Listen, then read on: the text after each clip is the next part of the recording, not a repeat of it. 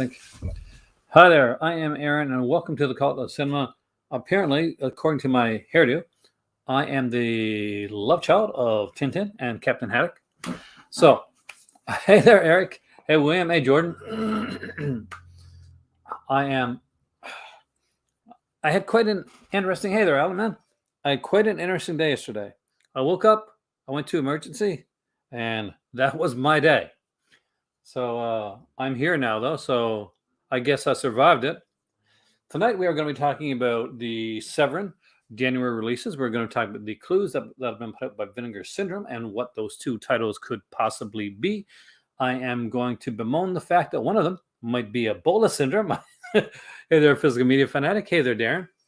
Hey there, John. And I am going to give you an update on the podcast, which I have one tape of with my cousin Raj, and I want to do two more, actually. So what I plan to do is tape at least 3 episodes of the podcast, and then I'll put them all up on the Patreon, and that's where they'll be for a couple weeks before they go live. Hey there, Kerry. Hey, man, John. Hey there, John. Hey there, Franco. So we got a couple cool titles here. One of these titles, I kind of think one of you guys kind of knew about, or had a sixth sense at least, because one of them you guys talked about already. You mentioned it. You mentioned that you'd watched it. Somebody here mentioned that they watched one of these titles on Tubi or YouTube or something like that. And now a nice shiny edition of it's coming out. So I thought what we do first is we'll go right into the Severin stuff because it's 2 announcements. I got excited about one, didn't realize it wasn't the film that I thought it was. And I'm like, okay, still an interesting little title. But are you guys ready? I'm not wearing my hat. I feel naked without my hat today. I got my Halloween hat. I got a Captain Haddock hat. I could wear that. I could wear my Captain Haddock hat. Blister and barnacles. Hey there, strange time. So let's dive right in. Let's go look at the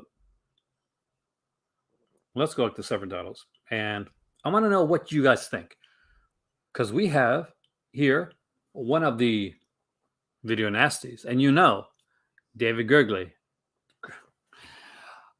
All right, David Gregory, not David Gregory, because although you know what, pretty cool name if anybody wants it. Yo, Chris, welcome, man. Let's get to Severin. Hey there, Antoine, man. Welcome. And we will go from there. I'm like 13 seconds behind on my thing there. So if somebody else said, hey, and I haven't seen it, I do apologize. Severin first. All right, so let's look at the Severin releases. Are you ready for these, Raj? I don't think my cousin Raj is here, and I don't think he's seen these releases yet. Are you ready for the excitement, Raj? You think you can take it? So one of them looks like it has nudity, so I can't show that on my regular channel. I'll show that later on. But one thing I should mention before I do that, before I dive deep into all of this, is that Severin put out 3 slipcovers. Now, these are slipcovers that are out before. Now, they've, quote unquote, found some extra copies of these slipcovers, and they will sell them to you for the cost of only $10 or $8 each for the slip. Not the film, just the slip. But some of these have amazing slipcovers. So I will tell you right now that this baby right here, this slipcover right here, this one right here on Jack the Ripper was the reason that I actually bypassed a Vinegar Syndrome sale a couple years back to buy this movie with this here slipcover, because it has this kind of pulp novel look to it. Don't you think that's a pulp novel look? Kind of like that. Yeah. So it's Jack the Ripper. Like, it's a black and white film with one bit of color in it. Right. Yeah. And very cool. You would actually like it. This is one that my dad liked. And I knew that my dad wanted it for years. So I bypassed the Vinegar Syndrome sale. It was a good year, too. Like, they had I think Mortuary and Ice Cream Man. But I wanted this one. I wanted to get the copy of this for Dad for Christmas that year.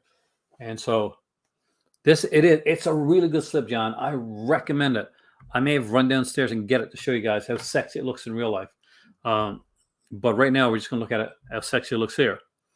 We also got a slip of Combat Shock, which is fantastic. If I own Combat Shock, I do a DVD release of it, the Tro Masterpiece Edition, but it's not going to quite fit onto my here Blu-ray. But damn, I wish that Combat Shock was one that came back. A bit of a dark film, but I did like Combat Shock. I did like it a lot. Jack Tripper. What? And here, Raj, you've got to see this classic cover.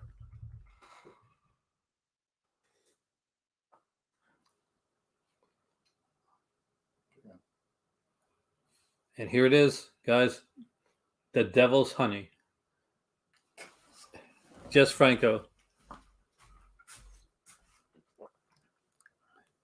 And if you're wondering if that's a saxophone, it's blowing the saxophone somewhere slightly unseemly. Why, yes. Why, yes, it is. And yes, it's in the film. Okay. It's a good film, though. It's a really good film. Now, let's get to the actual films. Let's dive into, first, one of the many Don't films that came out. Yeah, I know about the custom prize. I actually put my name in for it twice. I better have to put a name in for it, too. Don't Go in the House. Now, this is the DVD. You can actually buy the theatrical cut DVD of the film. And for those that have not seen Don't Go in the House, it's a film about a guy that lures women into his house and he kills them.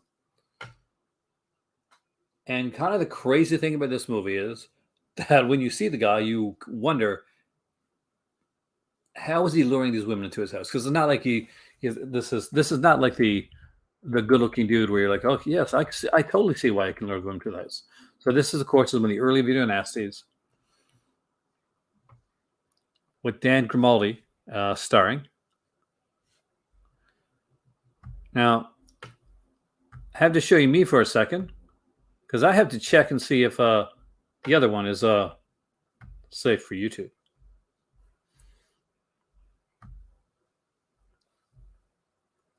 Oh, it's safe for YouTube. Okay. Let's get back to it then. You've seen enough of me. Don't Go Into the House, 2-disc Blu-ray with slipcover with the crispy fried person. So what do we get in this one? So we get the theatrical cut, which we got on the DVD, which is the Burning alternate TV cut. Is here as well. We get an audio commentary with Joe Ellison, the director, and producer Ellen Hamill.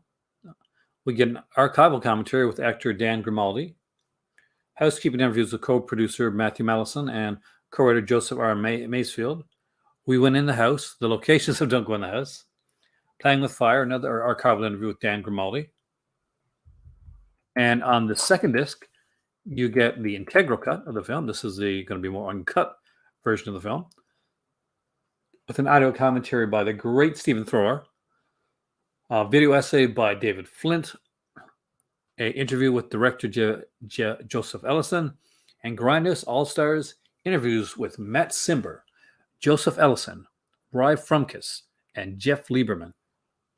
Man, if that's a decent length interview, that's worth it. I remember a Masters of Horror interview that I watched once had John Carpenter and Mick Garris, and there's a few different people on it actually. So this is kind of the indie horror version of that, the exploitation version of that.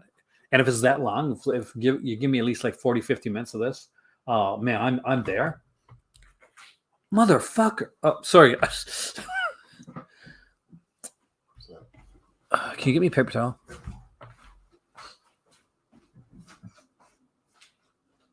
So, guess who's clumsy? So, is anybody excited about Don't Go in the House alone? I know this has been out before, but not this many versions and not with this many features on it. So we got an 83-minute theatrical cut, a 90-minute TV cut, and a 92-minute integral cut. I'm such a klutz, man.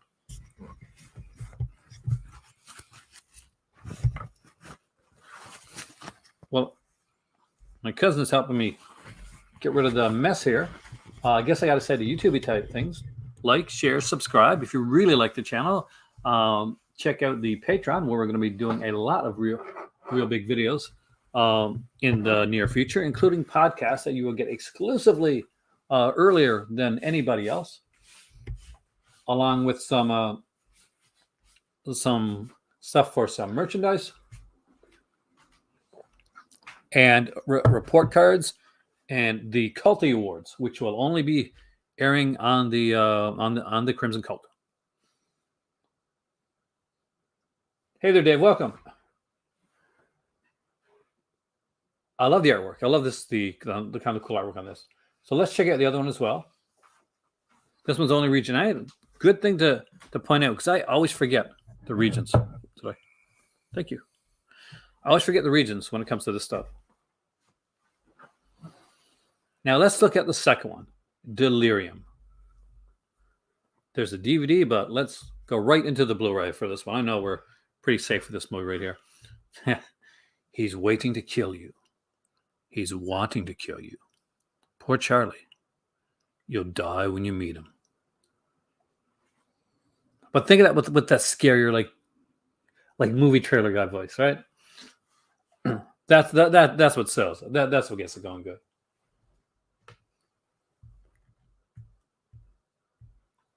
So we got a couple features on here, not a lot. Blu-ray, you're gonna get like a. Is that a slipcover? We got a slipcover for this one. Yeah, with a slipcover. And this was kind of weird, so I definitely want to read the plot to this one, guys. When a series of savage murders rock St. Louis, the police investigate the police investigation will lead to a deranged Vietnam vet who looks like a cracked-out Seth MacFarlane. An underground organization of white-collar vigilantes, gratuitous nudity, graphic violence, and an absolute masterclass in low-budget regional filmmaking. On the very first Section 2 video nasties, this longtime VHS rarity, also known as Psycho Puppet, is now presented on disc for the first time ever, restored from the only known 35mm print in existence. Directed Delirium interview with director Peter Maris, Monster is Man interview with special effects artist Bob Shelley, and trailer. We got a trailer.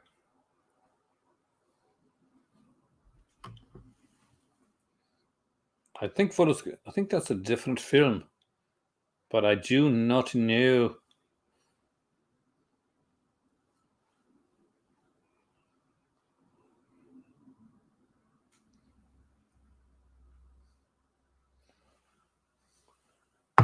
I think the one you're thinking about is the one that I would initially be thinking about, Eric, and I think you're thinking of the one with Serena Grande, right? The one by Joe D'Amato. I think it's Joe D'Amato. That one came out in the 80s, and when somebody mentioned this movie about a week ago on my channel, that's what I thought they were talking about too, because nobody ever forgets Delirium with Serena Grande, because she is very grande.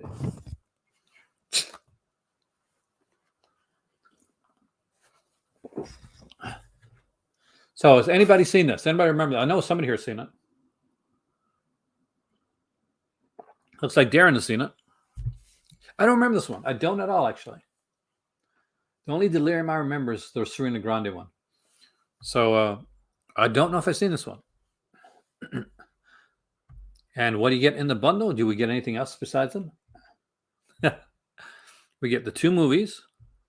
And that's it. No bonuses or anything like that. But that's definitely cool. I Don't Go in the House and Delirium. 2 very, very interesting films. Looks like it's a video nasty month for Severin.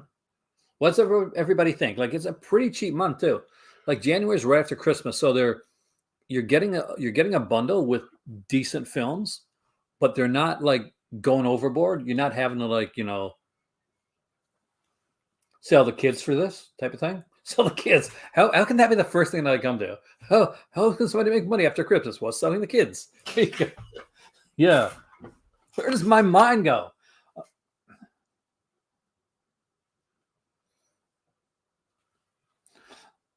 Ralph Macchio. Oh, man, yeah. Ralph Macchio looks younger than I do. And he's like 10 years older than me.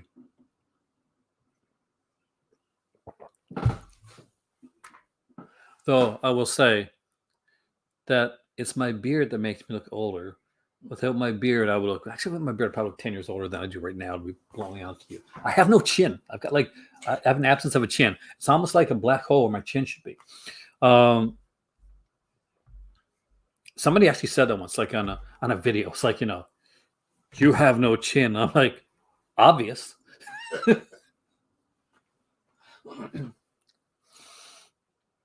But I don't know. It's exciting. It's cool. I mean, like I like they got the flames in the background because the whole "don't go in the house." The way he was, incinerate the girls and stuff like that.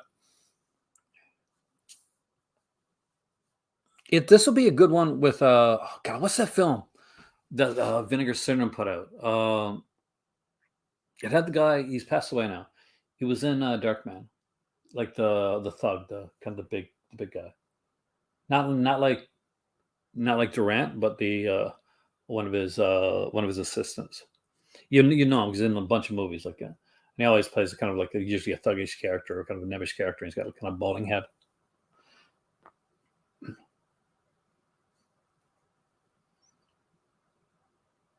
I know Mastermind. Does it really?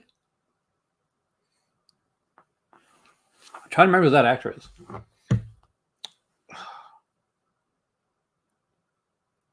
Does anybody remember? Anybody got like it's a Vinegar Syndrome film, but the guy was in Darkman. I know he's in Darkman.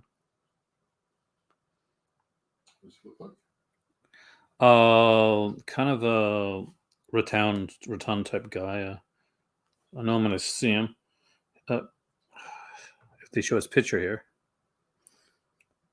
Oh, Nicholas Worth, that's his name. Don't answer the phone. That's what it is. Don't answer the phone. Thanks, Frankenstein. Yeah, don't answer the phone. Yeah, don't go in the house and don't answer the phone. Actually, a good don't double feature. Oh, yeah, I know. 7 Black Friday titles. There's a couple box sets next year with a director-centric one. John's ahead of me, but I like that. So did anybody listen to the podcast today? Now, tomorrow, they'll be announcing the Black Friday titles. We will be doing... actually, no, he wasn't Dr. Giggles. You're thinking of the guy that played Durant, Shane. The guy that played Durant was also in... That's Larry Drake, yeah. Was also in Darkman. He also has passed away, too. And they're both bigger guys, so I can understand. But Larry Drake's the big bad. He comes back for part 3, Return to Rent, right? Or is that part 2? Part 2 is Return to Rent, right? And then part 3 is Run, Darkman, Run. Random Darkman trivia, guys. How somebody hasn't like revamped Darkman and made like a rebooted that like is baffling to me. Well, Honor Vosel in part 2 and 3, Liam Neeson in part 1. That's one of the few horror films with a house on the posters actually featured in the movie. Hey, Simba welcome, man. Simba the gentleman of YouTube. Are you excited about this stuff? I don't remember. No, dude, it's good. Do you have any thoughts on the title? So let's dive into it. Let's dive right into this. Severin has said we're getting 7 titles, 7 Black Friday titles. So here we are with, I have very little like knowledge of what's coming up. I'm expecting probably Video Nasty for sure. I'm expecting Rogerio Deodato. And I'm thinking, I'm going to say it. I'm going to put it out there. I don't want to jinx it. Body count. I'm thinking body count. I'm thinking we might finally be getting us some body count. And that would be so good. Now, I bet you're going to be focusing on the, Sam Dave is going to be focusing on the Criterion one. And my sleazy side is going to be focusing on these sales.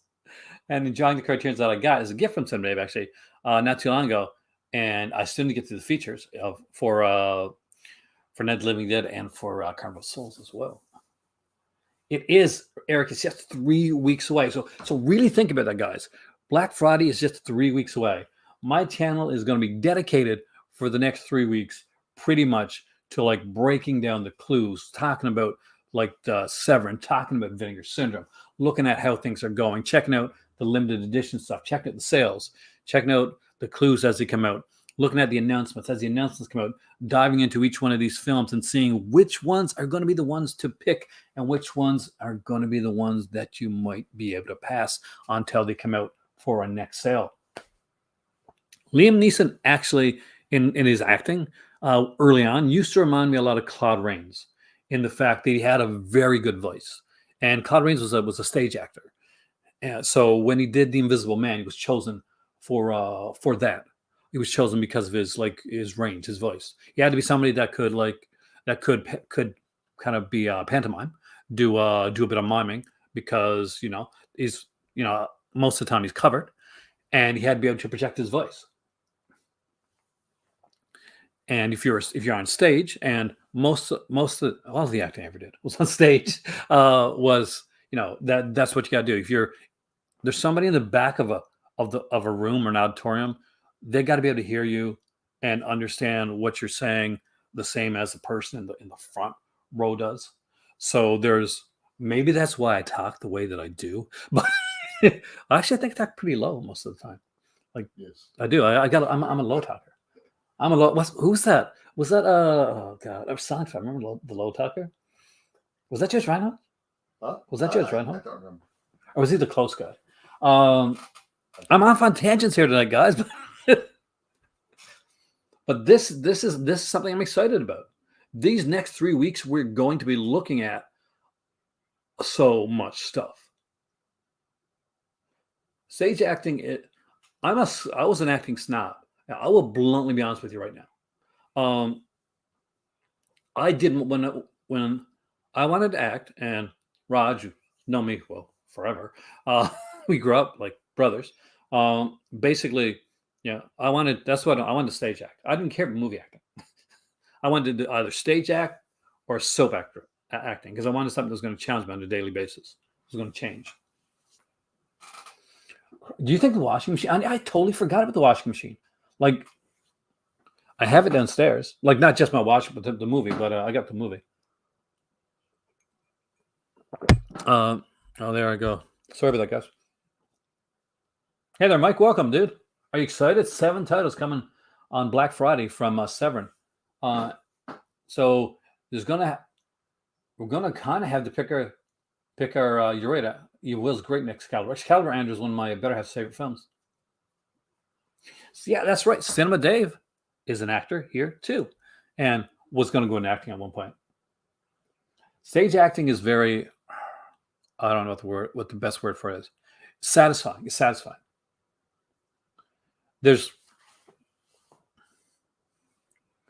When I was in college and we shot like some PSAs for a local channel there, for the local like college channel. It was fun, but it wasn't as fun because there's no immediate, like on stage, you get immediate response. If you suck, like there's no getting around it. And if you're doing good, like you as well. I remember once that one of my co-stars, we're doing the Leg of Lamb one from God, where she kills the person with the lamb. And anyway, so we're doing that, and she blanked out and she forgot one of her lines. And I knew she forgot one of her lines, and I knew she was kind of like starting to panic, which made me say, okay, I got to jump in. But I jumped in not on my line that I was supposed to do, but the line right after. So to the audience, it looked like I forgot my lines and that she was okay. That's not too bad. But yeah, so there's 7 titles here. The washing machine, Jake, it's kind of a jello. It's much more of a Jello than the Jello double feature that we got and watched from Vinegar Syndrome, which was fantastic. But it's not a Jello. Neither one of those two films are Jellos, by the way. But pretty much this guy, he's a detective, I think, if I remember correctly, looking for this missing person, and he gets caught up with these sisters, and there's it's a really strange film, but it's really sexy too. There's this like love scene on a staircase that I could relate to. No, it was actually a good love scene. I thought that was good. It was well done. It was sexy. It was hot, I guess.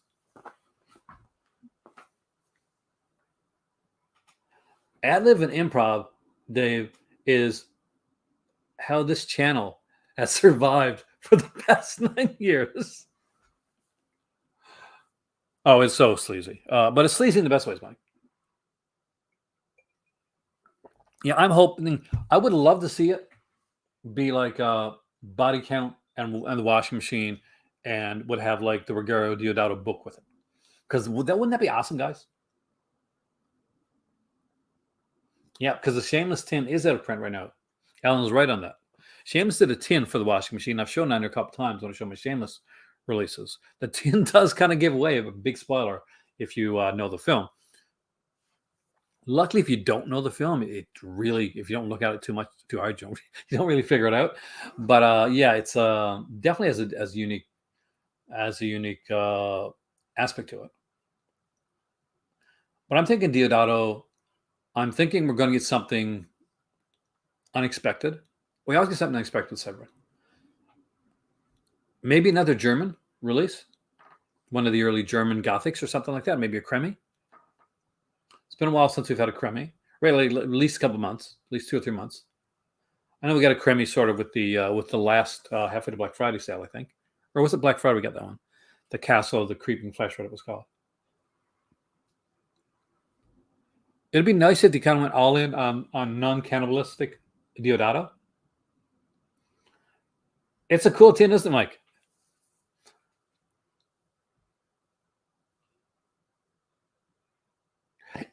Oh, God. I just sucked in some air. Oh, that did not feel good.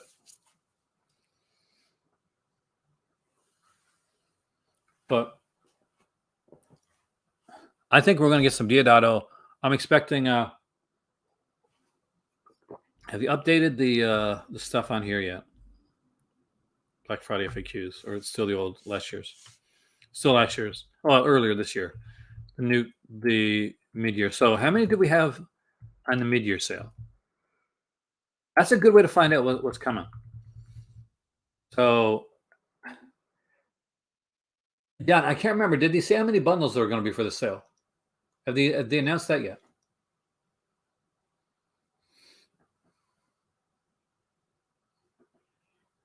Hey there, Eddie. Welcome, man. Darren, okay, we're getting a Section 3 title in November, Masker Mansion, aka Mansion of the Doomed. I did not know that, Darren. I missed out on that.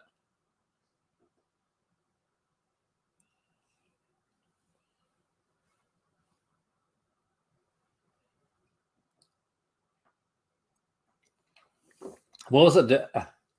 From Full Moon. Okay. Then I'm slightly iffy on the quality, but I got a lot of Full Moon in my collection, so that's something I will look at down the road. I buy a lot of my Full Moon in store though. Like I'll go to, because I do manage to like find it in like Sunrise sometimes, and used to find a lot of in HMV. I used to find a lot of the grinder stuff there. It's exciting. These video nasties are. Do we know how many bundles are this time? I'm expecting at least 2 bundles. I got to re-listen to that podcast because I did a bit of it this morning, but I was at work and work was really busy, so I did not get to go through it. Wouldn't you just love it if we got like a mini, like it's weird to say like a mini box set because most box sets are like 3 to 4 movies. It's just that Severin puts out such beasts of a box set, like director centric stuff and like things we got like 11 or 17 movies on it that when you say, "Oh, they put a box with 3 or 4 movies," I was like, "It's a mini box set to Severin." But imagine like a Diodato type box set or something like that. But no, they said no. There's no boxes until next year.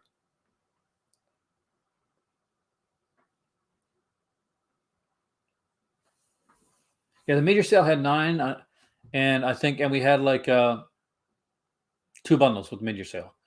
We had what 2, right? 2 or 3, because we had the big bundle, which had like everything in it, the everything bundle basically. We had the you can only get this one in the US bundle, which made me cry. I had the book that I want so bad,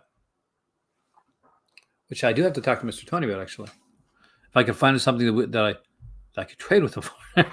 Okay, let's look here for a second at the up here. Let's go back to Vinegar. We're going to go back to Severin, don't worry. So they showed it's not here now. There's a picture up here of this like almost a hand, a gloved hand, and I think it was somebody. I think it was Jason that said that it looked like it could be the Roberta Finley double feature, getting a slip.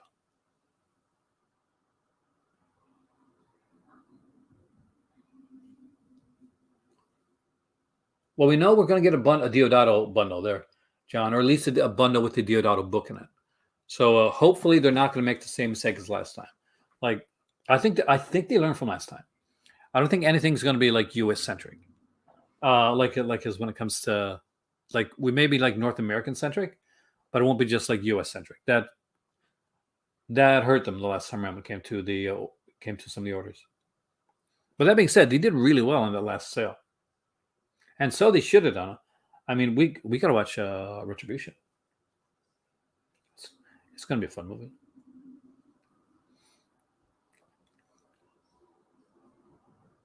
His last was Ballad in Blood. I don't know if I've ever seen that one. As long as it's not a cannibal film, Franco, I am there.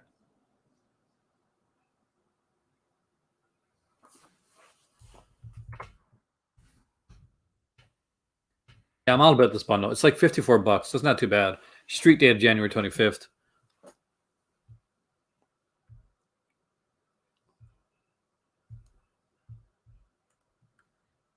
Now, Delirium is region free, whereas like the first one there, the Don't Go in the House is not. It's region A.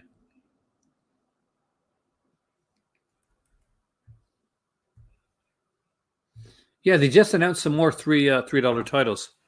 Actually, and let me find them. I got them on here on my Facebook, I think. I'm going to check my Twitter first.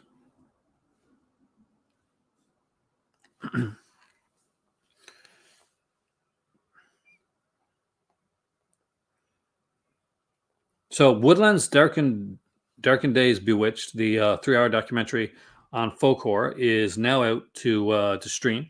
So, if you're waiting for your set to come, and you want to check out the documentary while you're waiting, to kind of get like whet your appetite for it, then this here incredible documentary, now you can actually rent it from iTunes, from Vudu, from Google.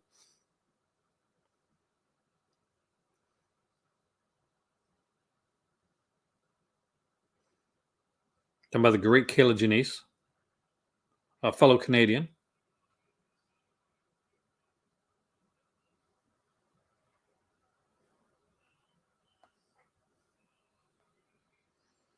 One of the cool $3 titles there. We do need a Blu-ray of the Color One Eye. My dad, Darren, he has the thriller, The Color One Eye. He has the uncut copy of that. I'm so jealous. I did not know there was a California Raisins collection, to be honest with you.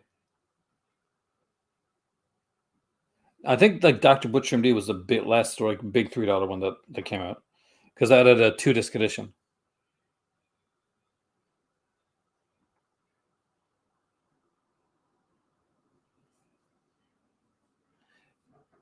Well, it depends on like their honestly, Mike, it really depends what the region locking on, basically what they have the rights to. So they may have the rights to just say the North American rights or the US rights, or they may have like the worldwide rights. And when when they got like when nobody else is playing in a movie, when it's the worldwide rights, they can just go region free. But when it's maybe when they've done a deal and it's kind of been locked in to North America, and then they have to like do like a region locked edition, or at least have to say region A on it. I know some companies, not Severin. I'm not saying Severin, but I know some companies that say this movie is region whatever, and then you get it and it's all region anyway, because they're like, yeah, wink, wink, nudge, nudge.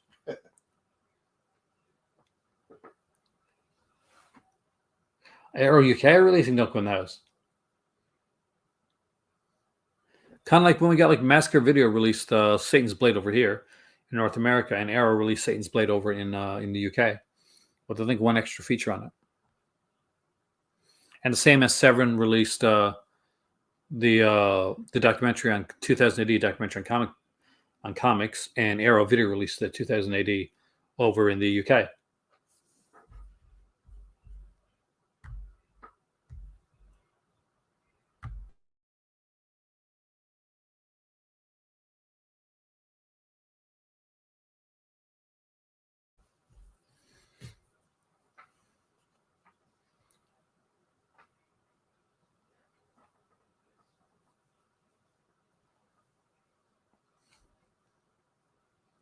You know, the red DVD edition, you know, that one? That's a cool edition. That's what my dad is. That's what I want. I desperately, I'm a really big Christina Lindbergh fan. There's that one. What was that movie she did where she's like she goes to see her sister? Made in Sweden, right? I think it's made in Sweden. And like, you know, basically it's one of the sexual awakening films of its time. But I'm so stoked about all these releases. And it's only tomorrow. By the way, we will be doing a video here tomorrow talking about all the releases once they're announced. And hopefully there's going to be some that I'll know something about, so I'll actually be able to talk about it, and with at least a modicum of knowledge. Let's drive over. Yeah. What do you think, Jeff? Are you excited? Are you excited about this here bundle? We got it here, a Video Nasty bundle.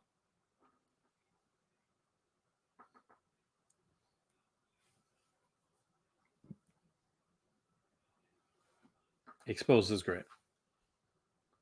Sex and Fury, another good Lindbergh film. That's what Severin needs to put out, a Christina Lindbergh box set. I would be so stoked for that. I would buy the hell out of that set.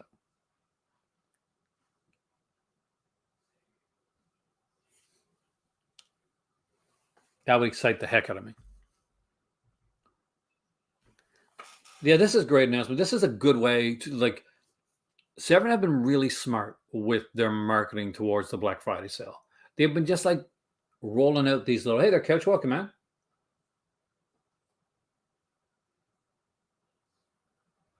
Hey there, Richard, welcome. I actually am. I mean, like, I'm not a fan of every like Video Nasty. I do want to own all the Video Nasties, even the ones that I know I'm not going to watch more than once or twice, just pretty much for to have them all. But I don't remember Delirium very well, but I'm down for it. And Don't Go in the House, that one I do remember. I saw that one quite a few times actually when I was growing up.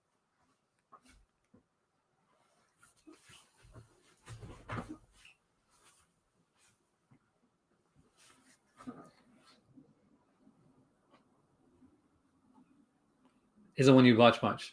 I can understand that. It's one that I watched a lot, and honestly, because I lived in a small town, we only had.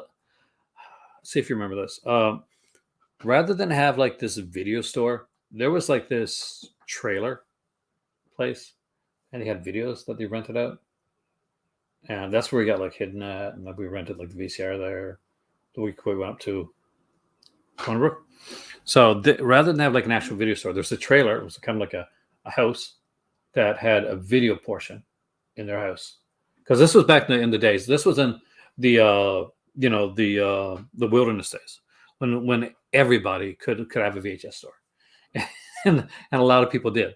So people were like running VHS stores at their house, and they had like some cool stuff. They had this one here. Don't Go in the House. They had like Spider-Man. like the Chinese web or something, that Chinese connection. That one? It was like 2 episodes of the TV. I had like Carol Cicada, who played Oddjob in it. But yeah, and this was one of the only horrors that I remember. It had like, I didn't have this cover on it. It had this. It had this on it. It was a big box though. I think it was a bigger box, one of those big box things. They had a couple of the Vira ones and stuff like that. So it had this cover. And I used to rent it because like this looks like, oh, it's going to be a cool slasher film. And I get it. And sometimes I'm a kid. This is the early Delirium. So this is the early 70s Delirium, as opposed to the one that you're probably thinking of. So the one that most people think about when they think Delirium is they'll think Serena Grande, which is an 80s like Giallo film. But this is AKA Psycho Puppet.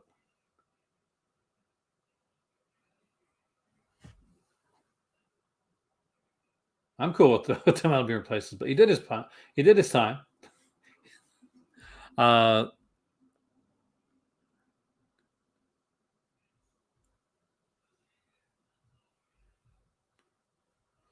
Director Peter Maris did this one. There's some cool stuff here. I mean, there's some really cool stuff here. Section 2 Video Nasties. I recently rewatched the 2 documentaries that Severin put out here in North America, and I think it was Nucleus to put them out in the UK. The Video Nasties documentary and the second one, Draconian Days. I watch it like a lot, actually.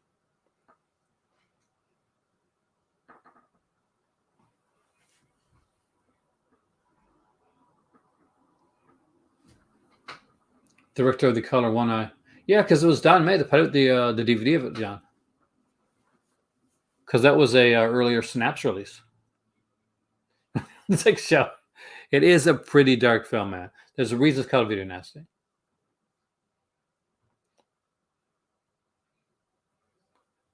Gestapo's Last Orgy. Hey there, Dustin. Welcome, dude. Are you excited about any of these titles? Are you a Video Nasty guy? The cover for Delirium is awesome. I'm like, it's a really nice cover. Like, I don't remember this movie at all. I remember jack shit about this film. To be bluntly honest with you. But I do remember Don't Go in the House because it's such a dark film. Well, we know we're going to get Black Emmanuel box set next year, though it wasn't really touched on, but another director-centric box set. So hopefully, like they'll get some other people in, like to get some other cool stuff. And I'm kind of wondering who they use as the director this time around.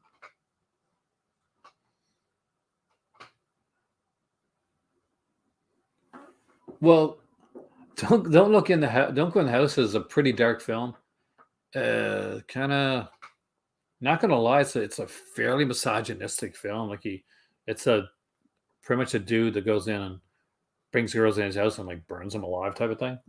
So yeah, so I understand like that. Like that's I understand that going in. Yeah, the Twist Cinema. Welcome, man.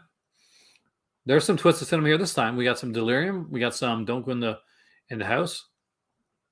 We got some slipcovers here. And by the way, anybody that hasn't picked up, owns Jack the Ripper and has not picked up this Jack the Ripper slipcover, and this is like the cheapest of the slipcovers, and the best looking of these 3 slipcovers, hands down. It's a terrible. Yeah, don't make that a date movie. That's like saying, "Well, honey, since we're, this is our first date, let's watch Last House on the Left."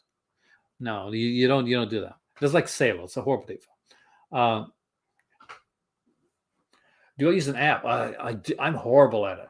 Do I have an app? Yes, Bradley, I do. Do I remember to record all my movies in there? Oh God, no. No, Bradley, I don't. I have it.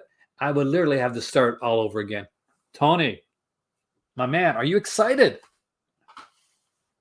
2 nasties, video nasties. We got a fiery one. Now, this isn't like Franco's. This is the original Jack the Ripper film. This is basically And ever see the movie that came out years later with that Bob Clark did? What's it called again? Oh my God, I got downstairs too. Murder by Decree. So Murder by Decree. So think of it. This is like early Murder by Decree. This is what this is. It is. And if you forget that you've scanned them and you go back in and you get like a bunch and like some are new and some are old, then you're scanning one. Oh, this one's gone through. Then you scan 4 and 4 of them already scanned these. And then a 5th one will come up and it won't show up. And you're like, oh. Then you got to go in and find the code and stuff. Okay, they're Nerd the 80s. I am also Nerd the 80s. You're in the dark? Well, Mr.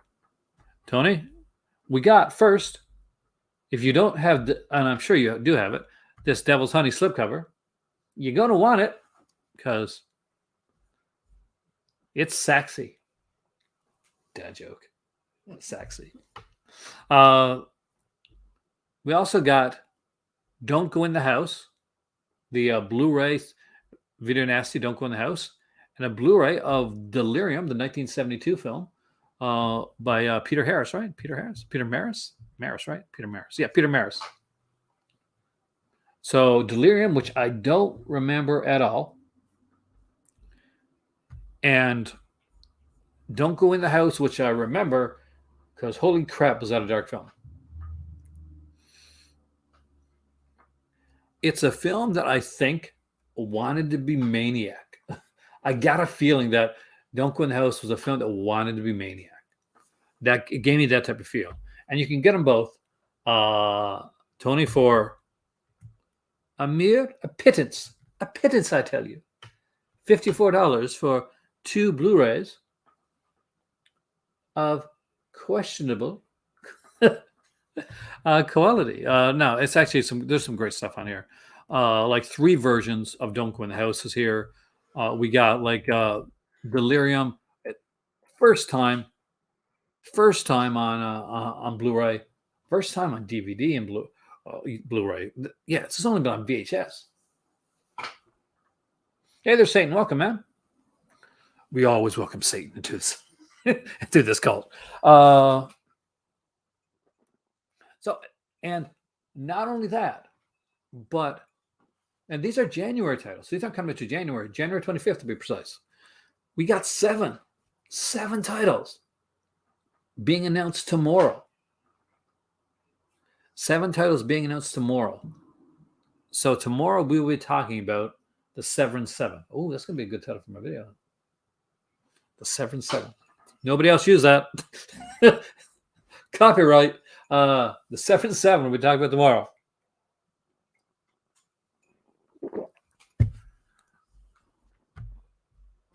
I went over. Let's take a little dive into Vinegar Syndrome for a second. And what do you think? We got 2 titles left. One is a North American title that's been on cable a few times. They said it was going to be on cable. And they didn't mention yet. I don't think they mentioned. If they mentioned it, I don't remember. John would know. John would remember. But I don't remember if they mentioned UHD or not. I haven't watched the list of the whole thing, so they could have never heard it.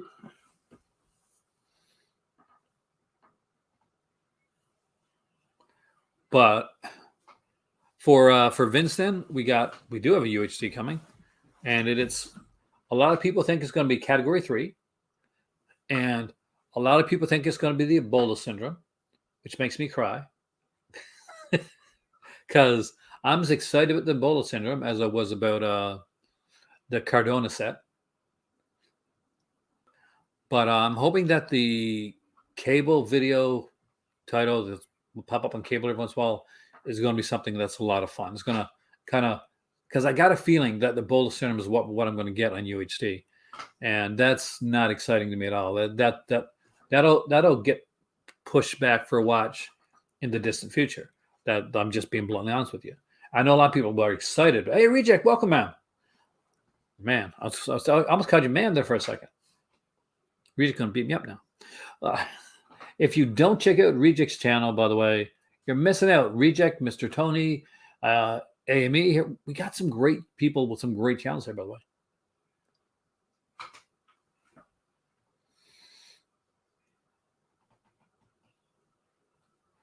Night after night. I don't know. I mean, like that doesn't seems kind of like a Kino thing.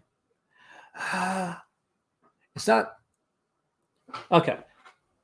But in all honesty, Eric, you're the Asian movie enthusiast. So I got a question for you though.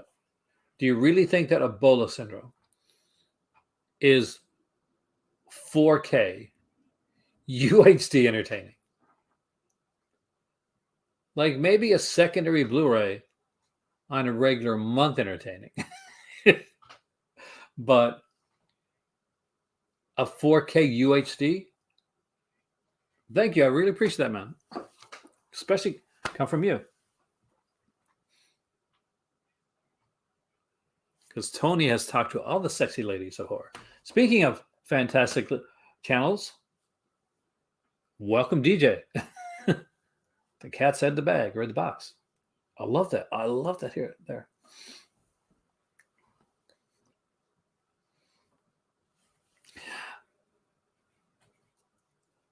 DJ and Nico took on the tier list and did great jobs with them, by the way. So if you're not listening to their podcast with the tier stuff, make sure that you do. But yeah, so do you really think that Ebola syndrome is like a 4K worthy release? That's what I see. It's a one watch. I mean, it's not something like where I'm like, maybe it's just me. It's not my thing, right? But I'm like, it's one of those where I'm like, am I going to watch it eventually? Do I want a 4K of it? It's free. So it's not free. I paid for it. Still no notice of like any kind of like thing. Hopefully before Black Friday, Frankenstein lets us know what they're going to do about giving us a little bit back, or maybe a coupon or something like that. Because still notification on that stuff. So that's a little bit worrying right now because we're getting to like 3 weeks before. So what do you think the cable one is? Like most people think that Ebola syndrome is, I've heard one person say like, no chance that's going to be Ebola syndrome. I'm hoping that person's right. Wouldn't mind a Cat 3 title. Like I like Category 3. It's just, hey, yo, Cinematech, welcome, man. But I don't think I want to see this one, not quite yet. Not as a Black Friday release.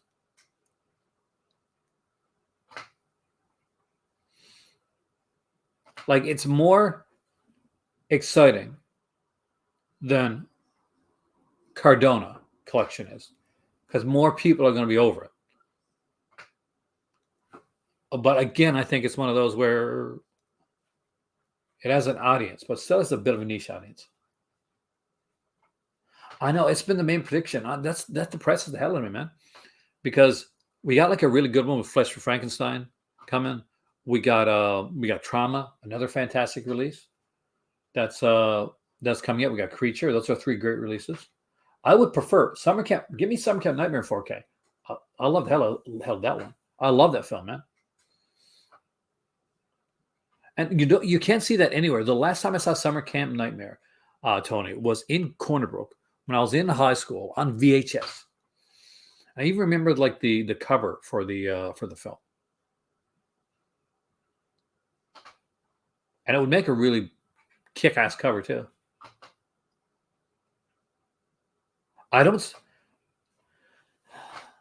Yeah, Naked Blood would be a better release than Ebola Syndrome.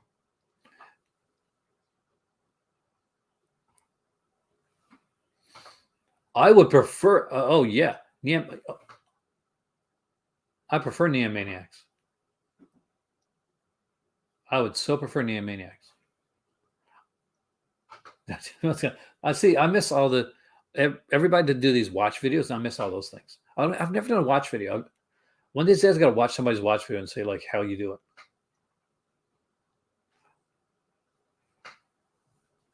New Nightmare Alley coming. Is that who's bringing it out?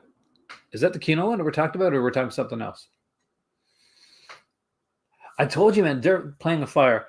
Does Was Andrew Prine in there playing with fire? I think he was, but I can't quite remember if that was him or not. I think it was though.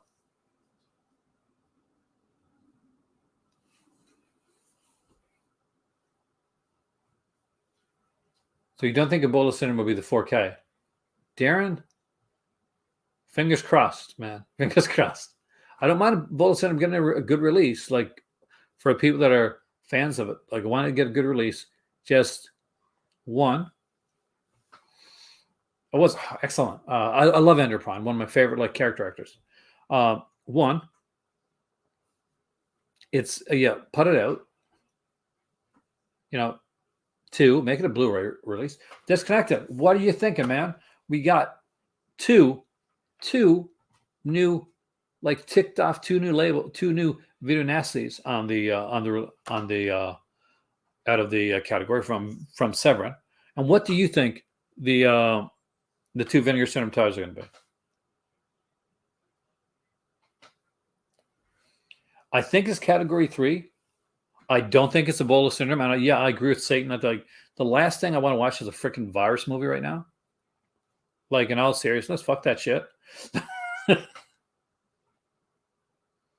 I would, because some movies Disconnected are there. They need the 4K, but I don't think everything does. It's a new film coming out. Actually, I did not know about it, Mike. I'll check it out later.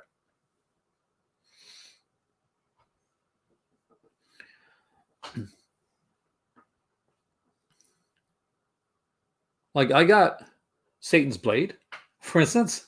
It's a fun film. And I watched it several times, and I will watch it probably several times more. I'm not going to run it by a 4K. But Satan's Blade. Yeah, it's sometimes Blu-ray's enough. Sometimes Blu-ray's too much. Sometimes it got to be like a.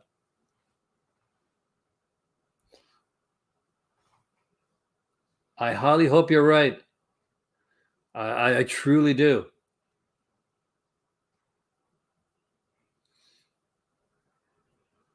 Oh, Del Toro. Oh, okay, then I'm down with it. So if it's a Cat 3 film, be interesting to see what it is, as long as it's not that film. I wouldn't mind some of the. I know I'm going to be in a minority with this, but kind of the Nakatsu stuff. So you know the type stuff that Severin put out. the Master Cats hate it so much. It's not a good film. I mean, like, but again, it's subjective. Like, a lot of people like it, but it's not my thing. Cinematech. Like, here's the thing. It's 100% not my thing, and that doesn't mean that it can't be somebody else's thing. It's just that I got screwed over so much on this like subscription, man. That please, man, like, for all this holy and unholy in this world, give me 1 month. Like, give me another month where I can just be like, oh, I'm satisfied. Just give me October, November. Like, give me that. Like, don't make me dread a release for 2 months. I paid a lot of money for the subscription. Just give me 2 months where I'm like excited, totally excited, or at least intrigued about all the releases that come out. That's the thing. I don't think that's asking too much. Is that asking too much, guys? Is that asking too much? Because like trauma for me, trauma is the key piece. So I love Flesh for Frankenstein. Oh, the January can be all it wants to be, because I am out in November. So they can put out Cardona volumes 2, 3, 4, 5, 6. They can put out Ebola Syndrome on 4K and on Laserdisc.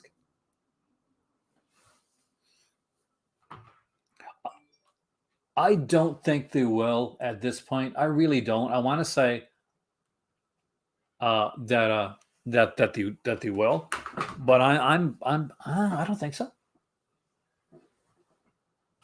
Well, Nakatsu is very niche, John. Like, when I say I wouldn't mind seeing Nakatsu, I'll be honest with you, man. I'm in a niche market right there. I will not renew my subscription. There's like, they could say there's a Dario Argento set coming out. I won't be resubscribing, because I don't think that this is going to end it's going to end. I got 2 good months out of it, and I got some good titles like in between. but I don't think I've gotten like 5 solid months. I have not checked out Dead and Beautiful yet. I actually want to check it out. Oh, yeah, I'm guessing you're asking Eric because Eric knows the Asian horror stuff. So yeah, I won't be resubscribing. But that being said, I have like other reasons too. Like I've got other things going on right now. And as you guys know, this has been a hard haul for me the last 3 months. And so it happens. But yeah, it would be kind of selfish of me to say, okay, I hope that we get a 4K Nakatsu when I don't think there'd be a lot of people who want it. That's what got me. That's what baffles me. So, yeah, the thing that ticks, like I would have been surprised. I'm surprised disc DC that ticks like they didn't like save ticks for November. Like, what a cool release that would have been. Unless the other 2 titles aren't horror at all.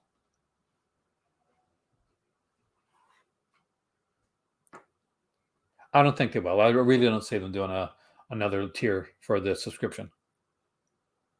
That's more of like a wish thing than anything I think will ever happen. Well, you did the whole year, Tony. That's the thing. So in the first half of the year, you got like pretty loaded up high in like box sets and stuff like that. For people that did like the second half of the year, I do think that unless something miraculous happens, we got a bit screwed over. I don't think if I was to be asked right now, I don't think it was worth it. Yeah, I'm thinking maybe Tiger Claws because if they're now that being said, like they could just be because Rothrock did the voice for New York Ninja as well. We could be like thinking a bit too much into that.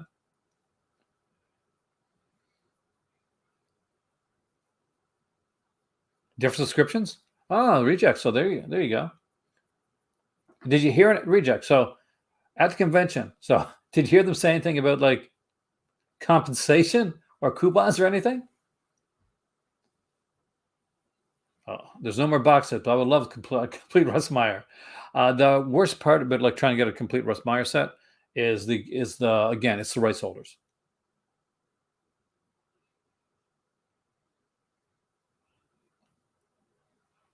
You say sleazy, Mike, like it's a bad thing.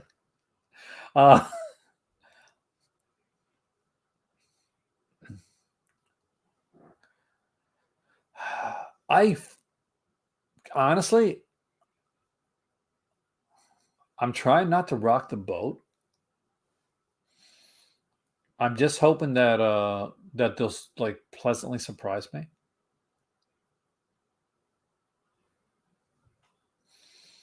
But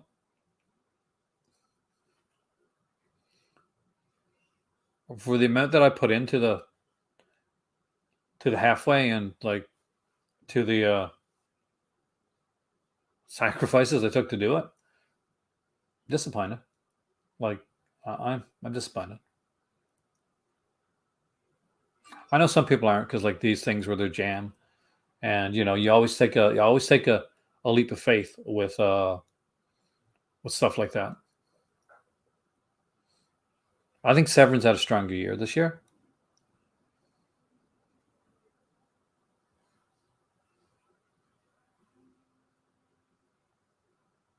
And I think the problem that bothers me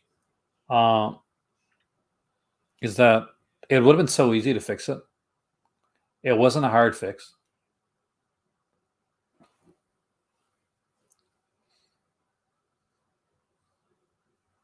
Oh yeah, Severin. It's without a doubt. I mean, the second that they put out that folk horror box set,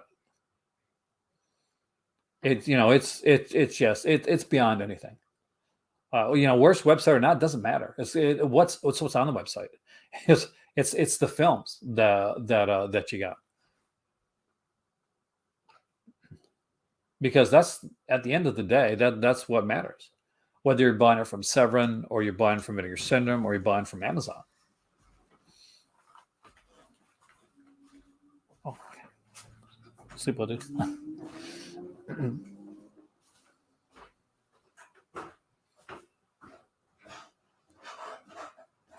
I don't think that's fair, Eggman. I think you're being very unfair there.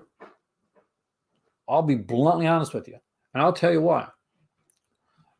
Because this isn't the norm.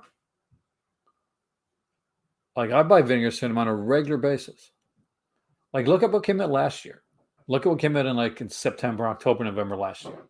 Look what came out in the year before that. And then look at this year. And last year was a rough year when it came to getting stuff too. So no, I call bullshit on that.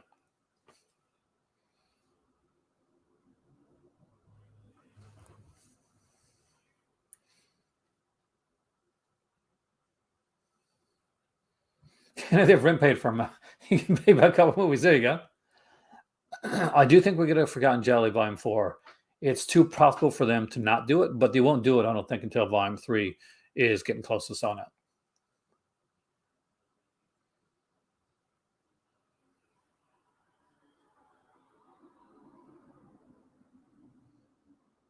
I think we're going to get we're going to get some decent stuff, but well,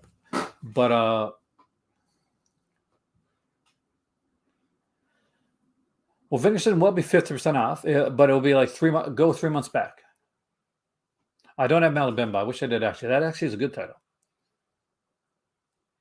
That is one of the better Vinegar Syndrome titles this year. They released a bunch of cool box sets at the beginning half of this year. Again, Ragman, my subscription was a halfway subscription, which was the second half of this year.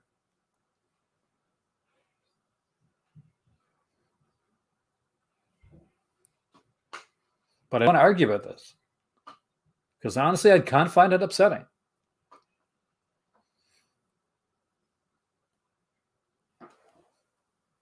I want this to be a fun time on the channel. So it'll go back 3 months heroic when it comes to the Black Friday stuff.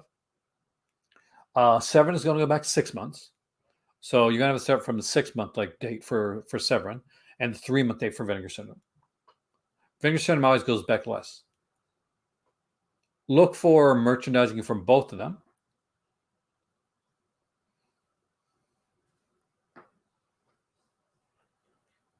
Do you think that, do you see that? What do you think of the numerous new partner labels? I'm loving the partner labels. I love the stuff that's there. I couldn't afford to use them. Use the halfway, the 50% off thing this year.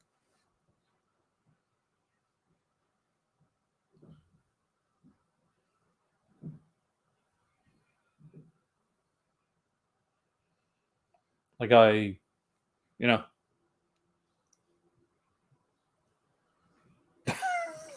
still can't believe the Last Boys beat. That just blows my mind. That blows my mind. I wanted to do a video entrance for last night, but I was in the hospital yesterday, Mr. Tony. So I couldn't. But luckily, the right movie won.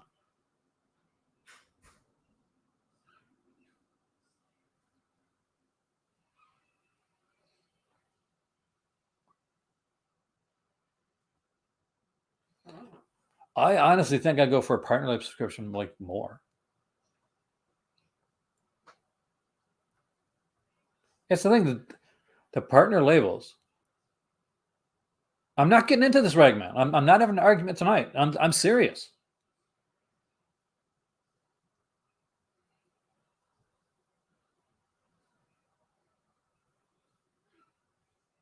I haven't watched Through the Fire yet, actually. That's a regional horror one, right? I'm still back on some of that stuff, Luke.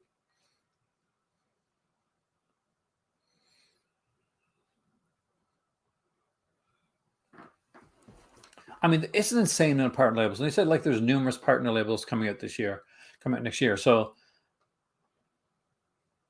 I'm glad.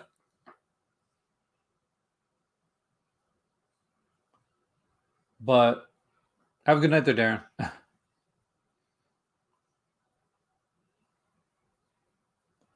But when is it going to be too much that it's going to be overwhelming. That the vinegar syndrome portion of the folk kind of loses focus to there.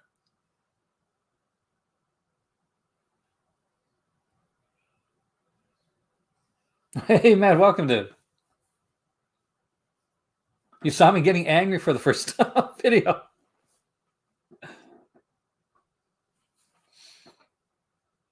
I apologize. That does not happen with me very often, guys.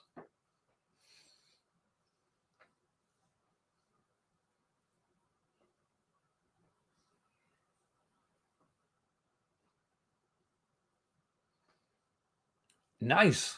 Excellent. I'm glad, DJ. I mean, like, it's been a good year for film, pretty much overall.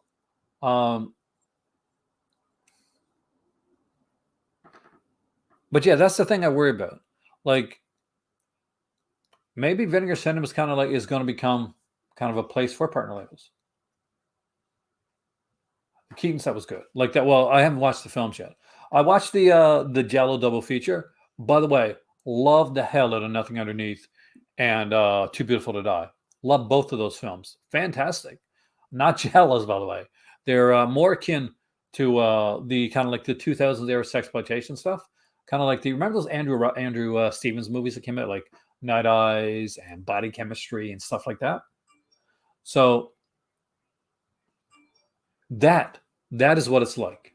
So if you go in like to like Nothing Underneath and Too Beautiful to Die, and you're expecting like a giallo or style film, that's not what it is. And but the thing is, I'm a huge fan of those Andrew Stevens era sexploitation, sexy thriller films.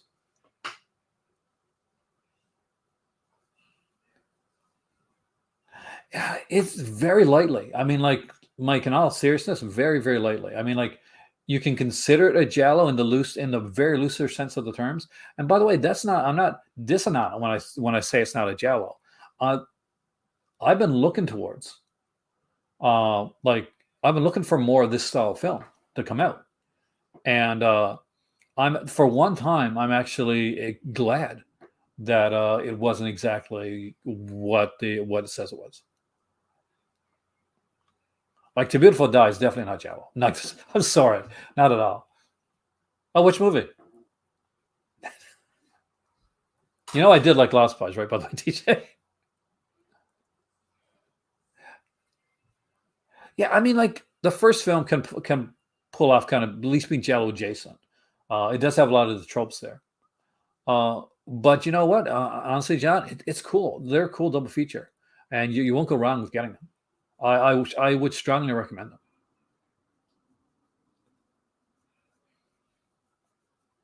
11 DVDs, it costs $32. Someone's going to charge you $25 for shipping.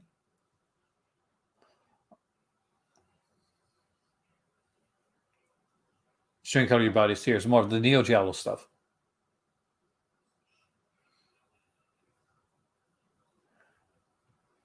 Any more slasher?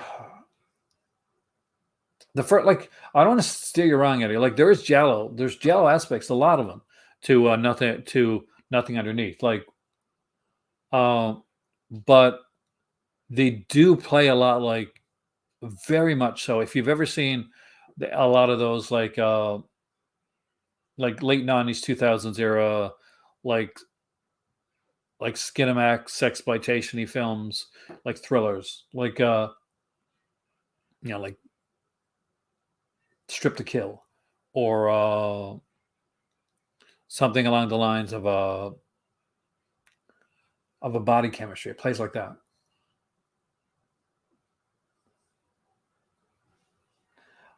I hate when that happens. It's happened before. It's a brand new credit card. Oh, did you make sure it's activated? That happened to me once. I had to activate my card. I didn't realize I had to activate it. Also, it's a new card.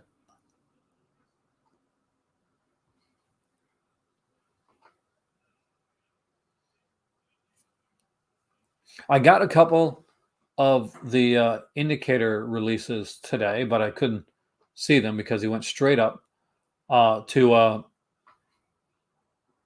to the Christmas shelf. So basically, I won't be unboxing any stuff from Indicator, because those are part of my Christmas present. Probably because it's doing it for the 4K release that isn't going through right now. It's strange. I mean, there's some weird stuff going on right now. I got a question. Who's watched Nothing Underneath and Too Beautiful to Die? This is one thing that I found during the film, and I want to know if it's just me, or if it was just my TV, or my sound system, or what. So if you've seen one or both of those films, comment in the comment section right now, because I got a serious question. And by the way, yeah, the Pino Donaggio score was incredible. I'm guessing you saw it then, Coach. Okay, Coach. Here's the thing I got to ask you. The sound, yes, the sound mix, was that insane? So for the first film, I had my remote in my hand the entire time, and because it would go really loud for the music, and then it would go like really low for the talking, and I'd be going back and forth. And then the second film, Raj took the remote, and yeah, John Taylor's ex-girlfriend, actually. Yeah, you have to go up and down. So like it would blast. The music would blast really loud, and then I'd be like going to turn it down a bit, because like he was upstairs resting, and then you go to put it like on the other way. Oh, I grew up with that Duran Duran. Well, not literally, they weren't my back door, but in John's Fifth Chord, it's a really good film, now. After the Fall of New York is fun, but Fifth Chord is actually a solid film. Have a good night, Matt. Remember, I'll be here tomorrow for the Severin 7 talk.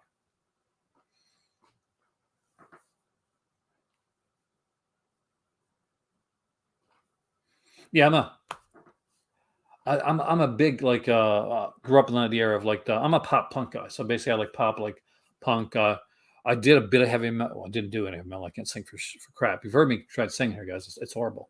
But I'm not quite sure when it's going to be announced yet. So keep an eye out for it. I'll try and like do like at least a 30-minute before type thing. So basically, I just got to keep my eye on like the websites and see. My worry is that everybody's going to be doing like a live video at the same time. I do like Bandmate, actually.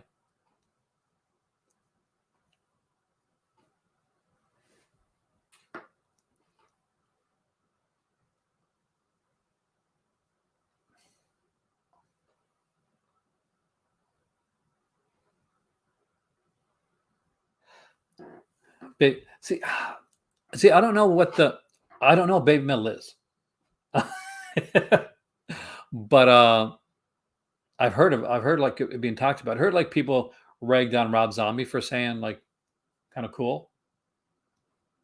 Yeah, Eddie, from what I heard, all the titles are being announced tomorrow, and I'm going to keep an eye out for it. And once I know what they are, and kind of like just kind of dive a bit into them, hopefully I'll know something.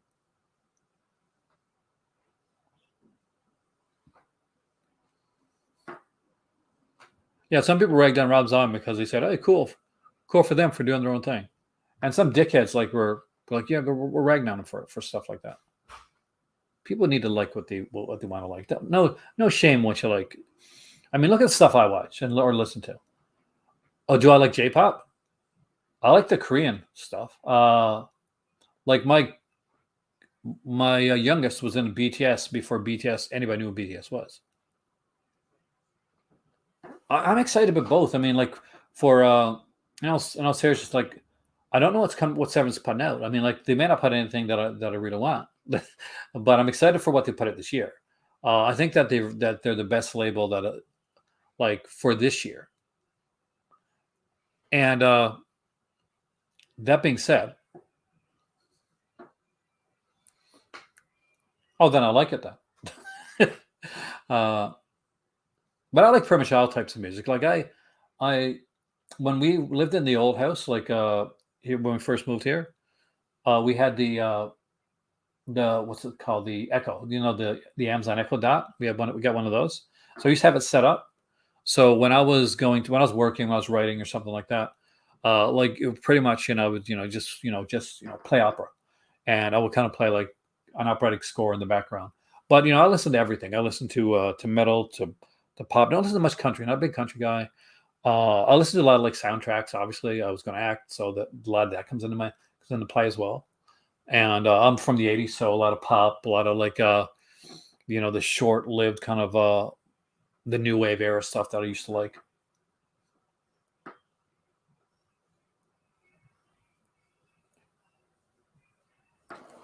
Watch Computer Builder on YouTube. Waiting for Windows to load. He was talking about the Delirium. You're like, whoa, that's a cool computer builder. A computer builder. But I'll get it out. My God, computer builder. But yeah, to get back to Ragman's like question here. I'm sorry if I went off on you a bit, Ragman. Just a little bit. It's been a rough night. I've spent a bit of time in the hospital yesterday. It was a bit of a rough day.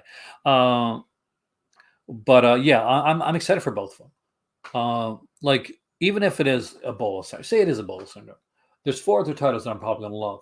Like I can't complain with that. So that's pretty cool. And but especially like Trauma for sure. I'm gonna love Flesh for Frankenstein. No, I'm gonna love Creature. I love. Uh, when it comes to like some of the other stuff, then I'm hoping Severin puts out some good stuff. I'm hoping for Body Count. Like I would Rigura Diodato. I'm Body Count and Washing Machine. Love getting upgrade for Washing Machine. Body Count is the one I'm most excited about if it comes out.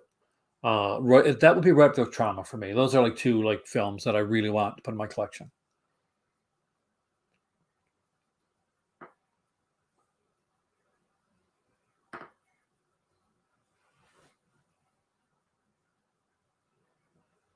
Oh God, my God, I haven't heard Gary Newman in years.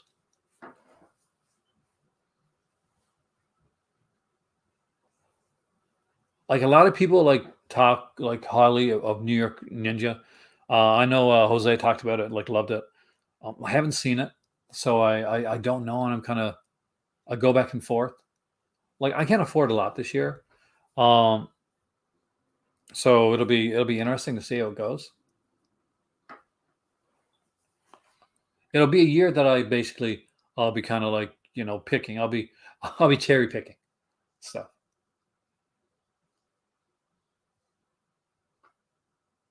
I'll do my cherry picking of films, but it should be fun. It'll be unique, be interesting to see how I can make a decision without getting too frustrated. Because I expect the VSA stuff to be really good. I think that some of the big stuff that we're going to get, like from Vincent this in November, I think we're going to get some cool VSA stuff. I think that triple feature could be really cool. Uh, it'll be interesting. Like whether it's like something like along the lines of a Tiger Claws, or it might not be Rothrock at all. Rothrock may not even be a Rothrock title. It may be like a one Rothrock title in the one film. But I'm thinking like there's so much good stuff that they could have as a triple feature.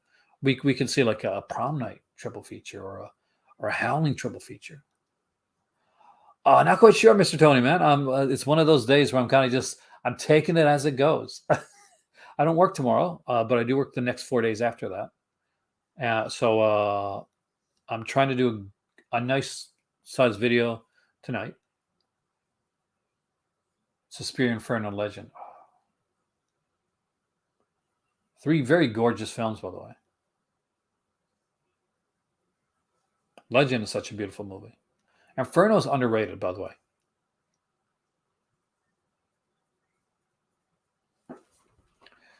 Well, the thing is, we haven't got anything Rothrock really like at all. Like Hong Kong releases would love.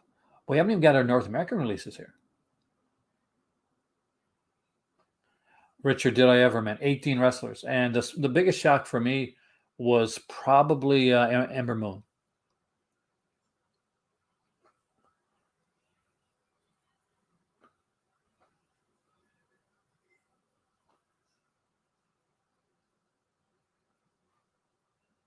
See, that's when you got to have me on, DJ. One of these times when you're talking like Giallo stuff, or or Argento. That's my jam, man.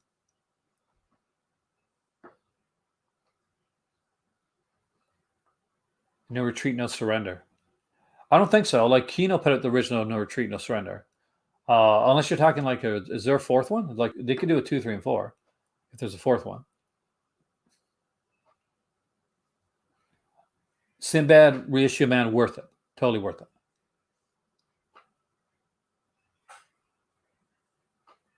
Actually, do you know the first like Korean like kind of J-pop or K-pop that we heard, like that I heard?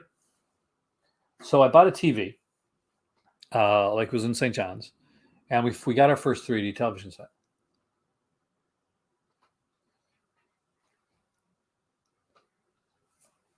I appreciate. I will take you up on that, DJ. I want to get you on my channel too. I want to get you on my podcast. I got to figure that out. I'd like to have you guys on the podcast.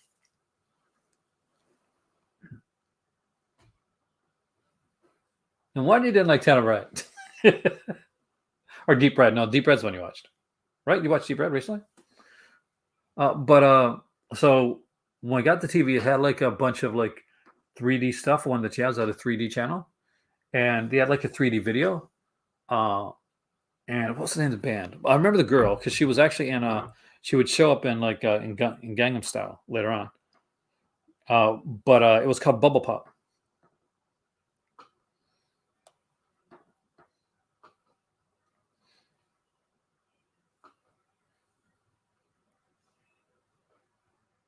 And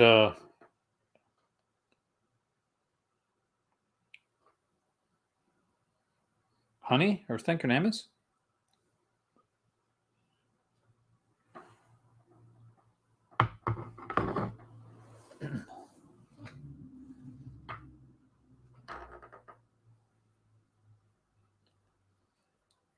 I still think Tenebrae is Ezra Jones' best.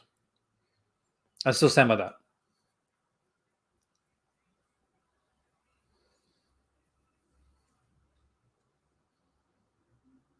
Karen Cross. I could kind of see that. Like, if it's true about the whole, like, I don't want to get into the anti-vaccine thing, but that might have been one of the reasons. Also, these pushed him to the moon on NXT. Then, like everyone else, like Keith Lee and everything, once he went up to like the main roster, he was just wasted. Like they were doing nothing with him. Bird, definitely Bird.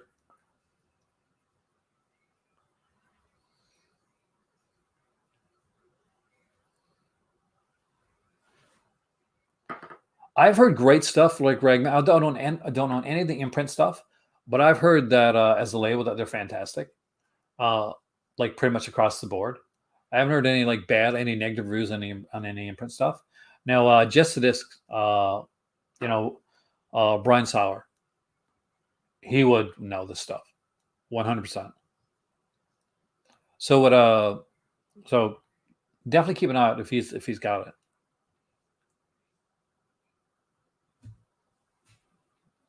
What's your favorite Argento? And why is it Tenebrae?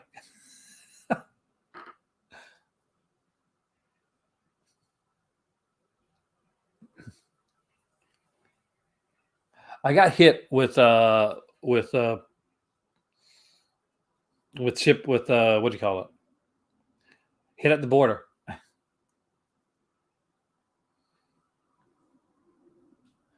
Well, do you know how many people have been let go, Eddie? Age had nothing to do with it, actually. Like I'm sure W wants you to think, but the thing is that they've let over 70 people go in the last year. Like let that sink in for a second. Over 70 people go, and there's one reason for that, and I'll put it out there. Opera's a fantastic choice. I will not fault you on that one, man. WWE's selling. Eventually, WWE is selling completely. They're going to sell the streaming rights first, and then they're going to sell. Vince is not passing this on to the kids. Yeah, customs duty does suck. I got hit with customs on the second, like Indicator. It's stuff that my better half bought me for Christmas from Indicator. So those two I got hit with around like $28 in customs duty. I got a call when I was at work today. I couldn't take it, so I got I listened to the voicemail afterwards. Sign-off center is beautiful.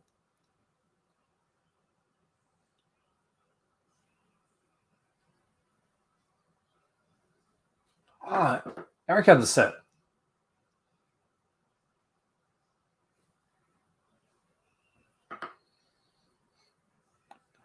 I'm hoping that when I get over to Morocco, then I'll be able to get like more European North American, more European releases. Oh, religiously, I watch Dark Side of the Ring, and every episode gets watched at least 3 to 4 times. Some more so than others, right? Like there's ones that kind of blow my mind. Like ending on the steroid trial was a bit anticlimactic considering some of the other stuff they had on this year, but still all good all around. Oh, that sucks. They actually confiscated it.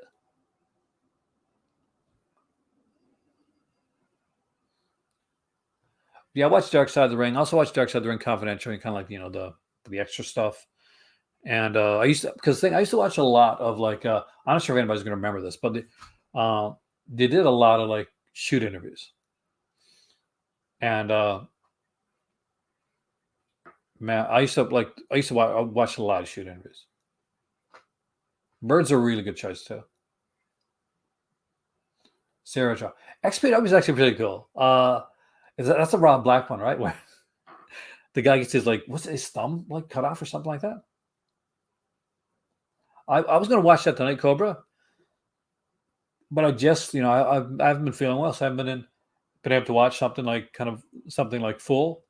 Like last night when I got home from the doctor, we sat down. Me and my cousin sat down and we watched the double feature, the Vinegar Syndrome double feature. Well, so John, what wrestling are you watching? Because that'll really make the difference. If you're watching WWE, hell yeah. If you're watching like AEW or New Japan Pro Wrestling, then yeah, that's good stuff there. I'm still shocked that ROH has let everybody go.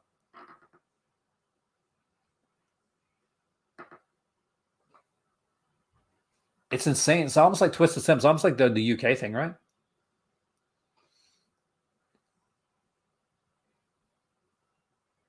My better half can watch. She will watch some like WWE shows, and I can't do it. I can't. I just can't. I've tried. I it's so bad.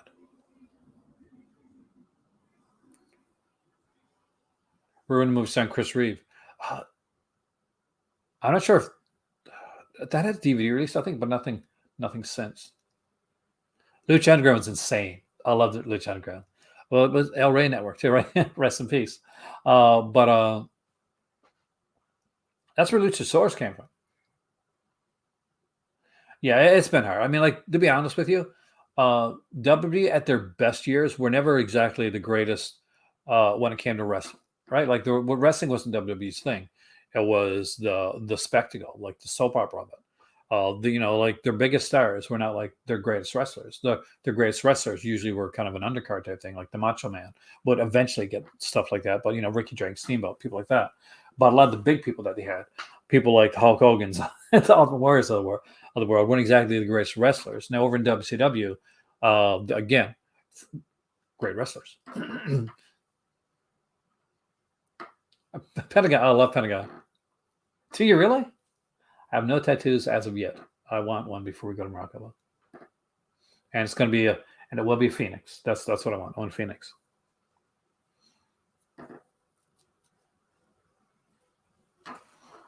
But Ramlet.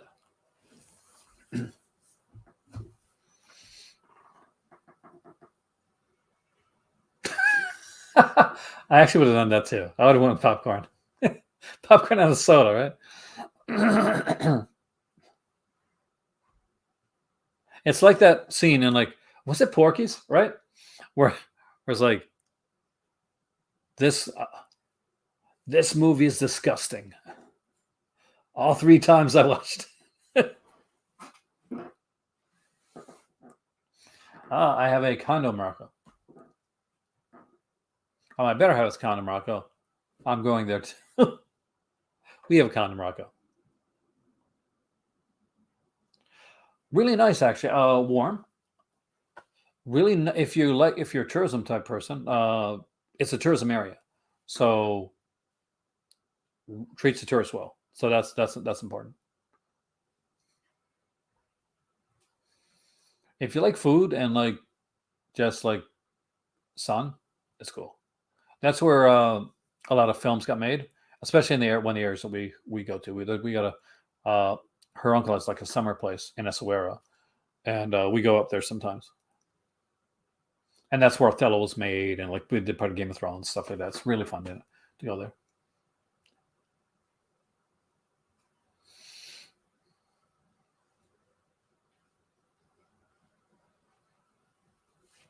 Snaps Films has a new logo and new releases. Do they really? Let's dive in then.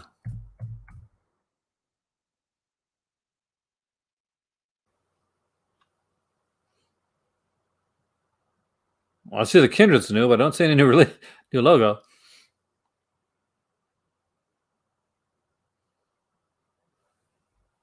It's still the Brain logo.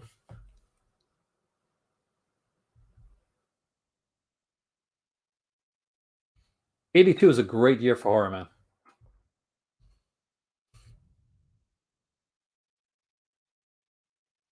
Only newer one here I really see is a Kindred.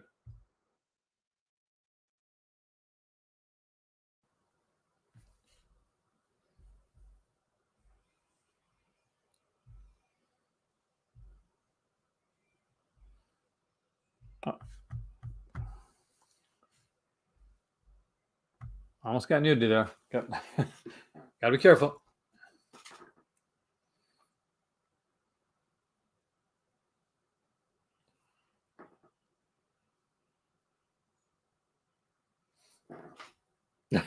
Have you ever been to Snaps, DJ? Oh, they had a really good sale, like when I used to live in St. John's, right? When I say it was from my 3rd year doing YouTube, and I was like so excited. They had this big sale, it was like 50% off. I haven't seen them do it like ever since, and it was really really cool. And I had like at the time, like we were doing fairly good. Like I hadn't bought much stuff at the time for a while, and I wasn't buying much online. So my better half were like, okay, let's go. We'll get about like $500-600 worth of stuff. So yeah, we're doing pretty good. And I got $600. I got like, hey, Dungeon Walk, man. I got around 560, 575. Put into my cart. Wouldn't work. Their site wouldn't work. Couldn't go through. So I emailed them. And I emailed them. And I tried to contact them on Facebook. And I emailed them again. Never got back to me. Like not once. Which is, and we think like Don Mays, like I've heard interviews, a really nice guy. So I'm guessing it was just the guys that worked in the sites at that time. Well, this was years ago. It's like not now. So don't think of it as now.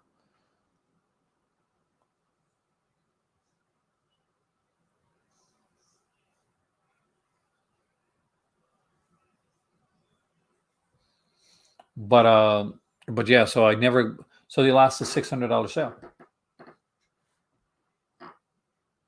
That was 600 American, by the way.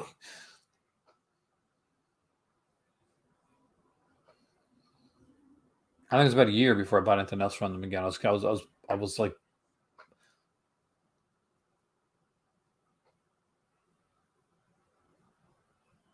kind of blew my mind. They had a glove. I can't see it on there now, but they did have this kind of like this glove, and it looks like that. I should bring it up from upstairs, actually, from downstairs. The Roberta Finley double feature. Oh, you haven't been to their site, really? Oh man, DJ, like 100%. They have the best version of Demons you can get, like Demons and Demons 2.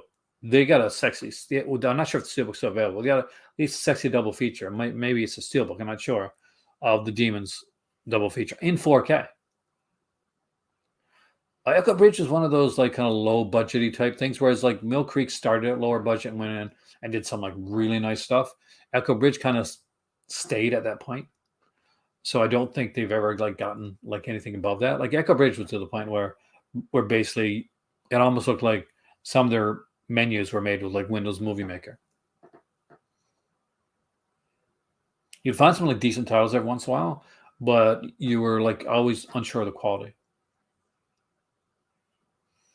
But for the Clue stuff, they had a couple things. I'm expecting Read Ray More to be the box set. Like I went through my head on it like around 4 or 5 different times, and like on different like options for the box set. I thought about the Sexploitation set series. There's 4 of those. I thought about Read Ray More. I thought about the Rudo Galando Jr. film, Rudo Galando Jr. films. But I think it's going to be. I think it's going to be Read Ray More for the box set. Like not a box set, obviously, it's a box. And I figure that it is going to be the Roberta Finley double feature that's going to get one of the slips for sure. I would not be surprised to see them put out one. Like if we do get something along the lines kind of like lesser for the surprise titles. What were the surprise titles on the halfway sale? Hey, disconnected. You're here still, right? What were the surprise titles on the halfway to Black Friday sale for Vinegar Syndrome? I'm trying to remember what they are now. I think one was Alien from LA, right? And the other one, like it wasn't Surf 2. It was Scanner Cop, right? Scanner Cop 1, 2. Okay. So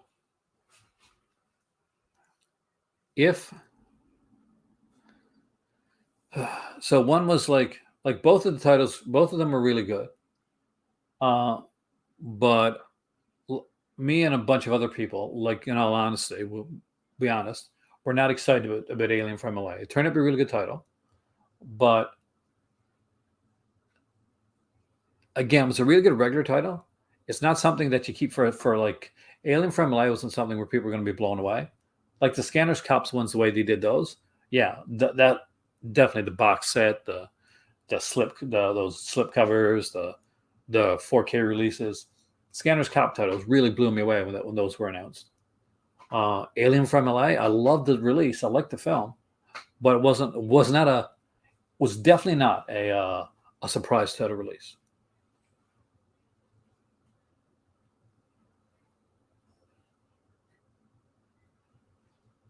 So that's the thing to think about. Now,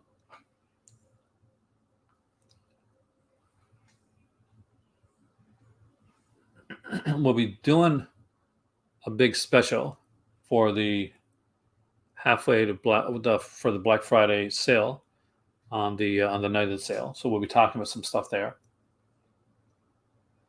And as it gets closer, we'll have more clues and.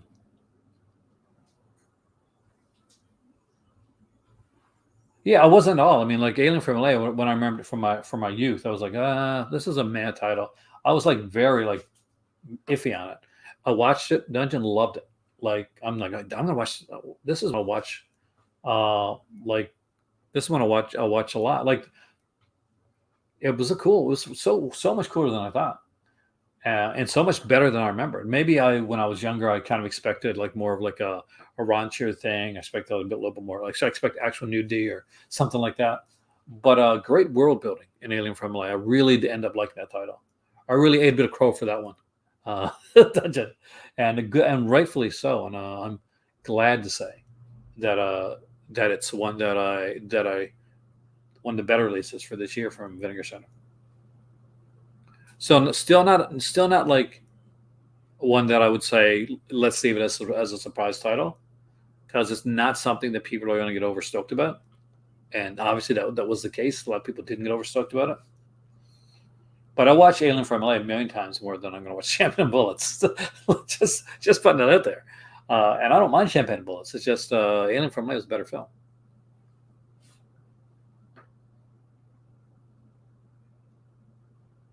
I hate to give any negativity. Like I do, but I'm trying to be more honest. Like not more honest, but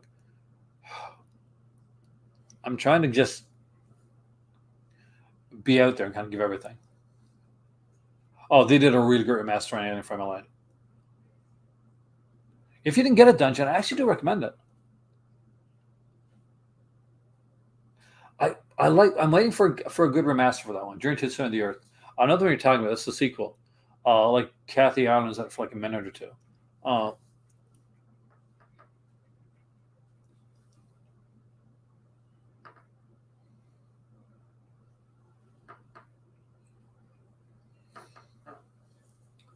but it's going to be interesting to see how this goes. I mean, it's it's not meant to be versus, but in a kind of roundabout way, it is Vinegar Syndrome, you know, versus Severin. Where's most of your dollars going to go?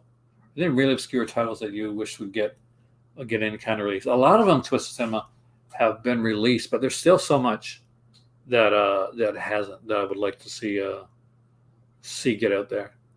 I'm trying to think right now because there are so many. It is. I mean, like it's very much. Night the Comet's more. They're both very 80s, but Alien from LA is done on a very low budget, but great world building. Great world building with that film.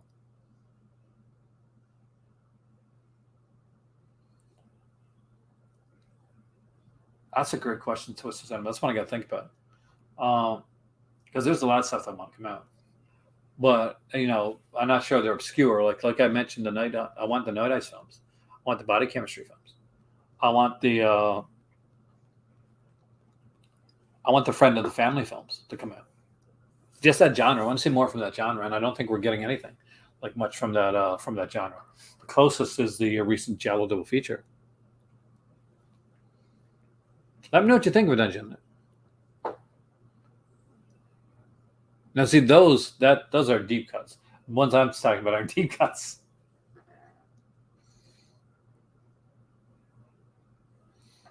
So you just saw Christine Lindbergh, did you? She is, man. And if you watch your movies, you're gonna see a lot more Christine Lindbergh.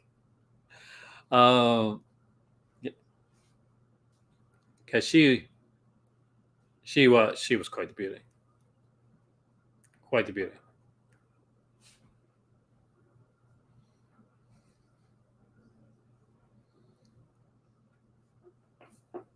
I always get Spider Labyrinth like mixed up with, I apologize, Web of the Spider. Uh, thank you. There you go. Pin. That's kind of answered it for me. Pin is probably one of the films I want released most.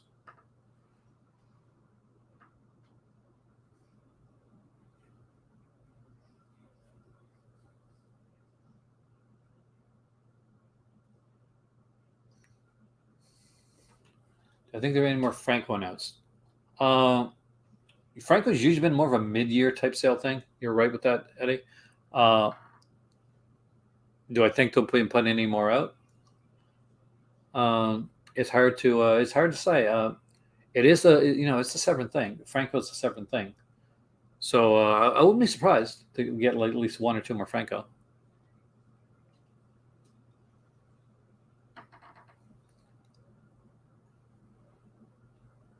Been keeping an eye on our Mr. Scaredy Cat here because he has been feeling the greatest lately. So we may have to take him to the VET.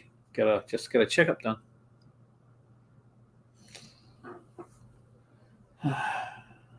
That's one of the many things that's distracting me tonight. I'm sorry.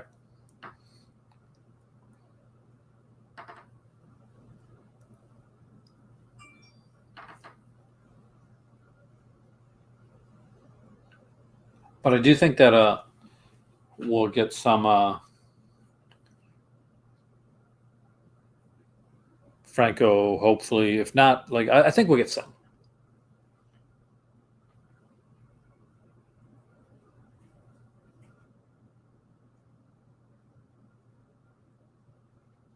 What are you doing, Kitty Cat?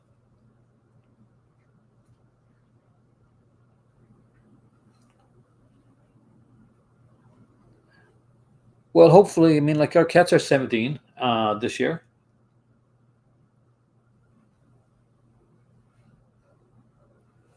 So we always got to be more careful when it comes to them.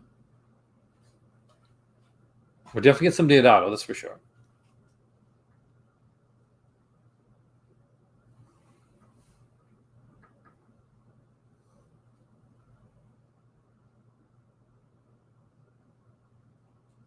We'll definitely get some more of that. Hey, welcome back. Just give me a second there. I want to grab a couple titles and shove on the kettle. I shall return in about 2 seconds there, and we shall talk some more. We're gonna make this an epic video tonight. If you're liking this video, hit the like button, share, subscribe, donate, super chat, merch, all that type of jazz.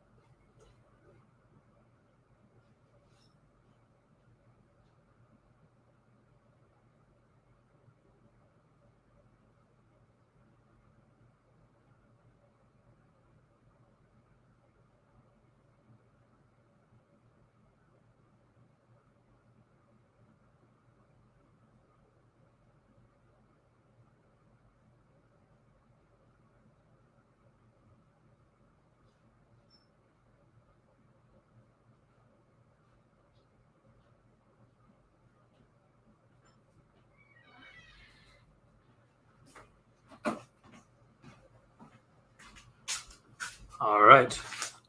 5 of you left me. I went for 2 minutes. All right.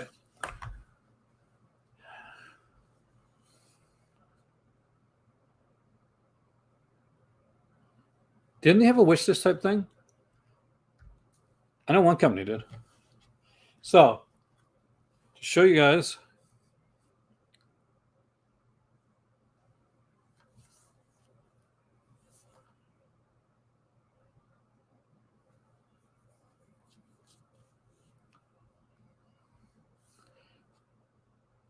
we've put everything on hold until Mr. Scaredy gets back until we get him to the vet, make sure he's okay. Thank you, Tony. Thank you so much. I really appreciate that.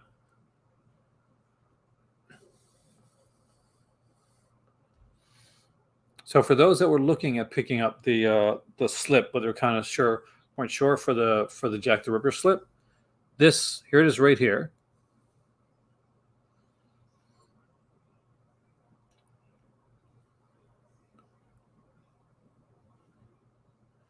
It's a gorgeous looking slipcover. And for one of the films I think is getting a slip from Vinegar Syndrome is this one right here, I think. Primeval and Lurkers. This is the one I think is going to get a slip from Vinegar Syndrome. I think this is going to be one of the slip covers we're going to see. So obviously it won't look like this, but there is kind of like the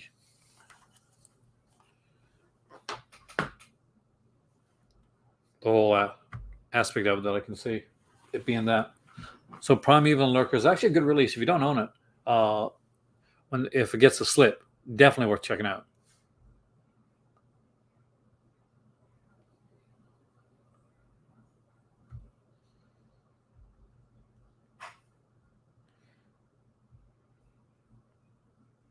But let us dive once into the limited editions. Jack the Ripper is really good. It's an older film, but 110% recommend it. And definitely I would recommend the the Primeval Lurkers. Primeval Special is a really, really cool title. That's the one I got, Twisted Salmon, the Seville copy. But I want a nice Blu-ray edition with special features. Maybe like an interview with Andrew Niedermeyer there as well. That'll be excellent.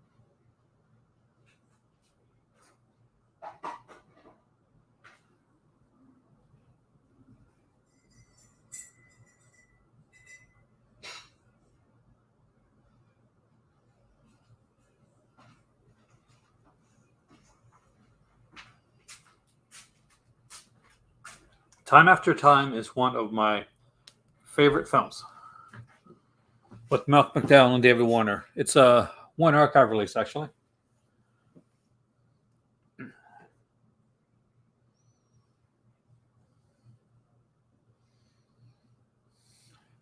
Oh, Amazon's wish list has got me so many times. Speaking of which, I got to check on something here. I don't think the live action Cowboy Bebop's come out yet. Only the trailers. But yes, I've seen the anime version of Cowboy Bebop.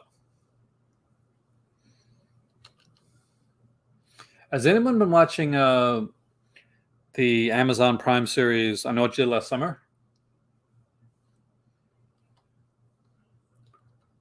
I'm actually kind of curious.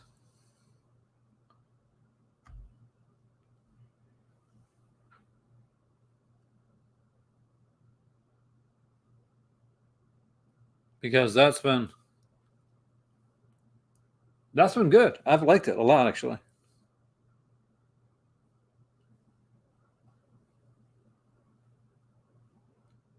There's been some cool surprises in that one.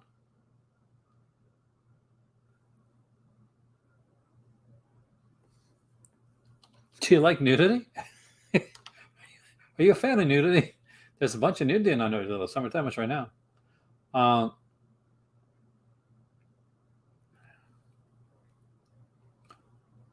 Like it's okay. I mean, like there's it's murder. It's got some pretty graphic murders, like fairly graphic.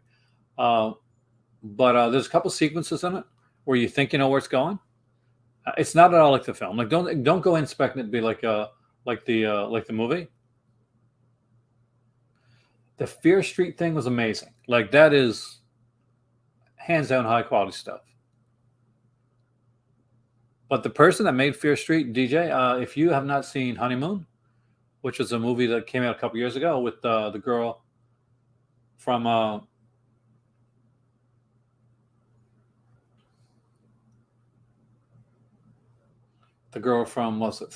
Game of Thrones, then the one that directed Honeymoon also directed that film as well.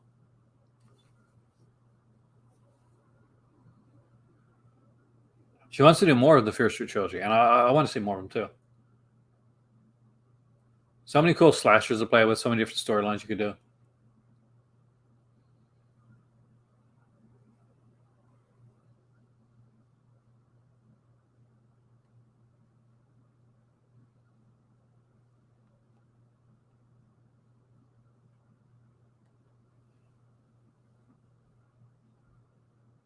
It would get kind of raunchy if it was a live action version of Sailor Moon. Send the love right back. It's highly appreciated. I really appreciate the fact that she reached out to see how I was doing. That meant a lot to me.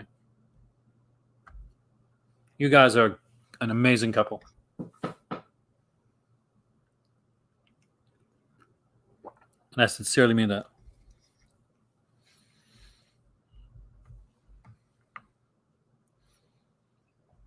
Has anything gone since we last looked? Still 151 on Zombie Island Massacre. I think you're good to the sale for this one, guys.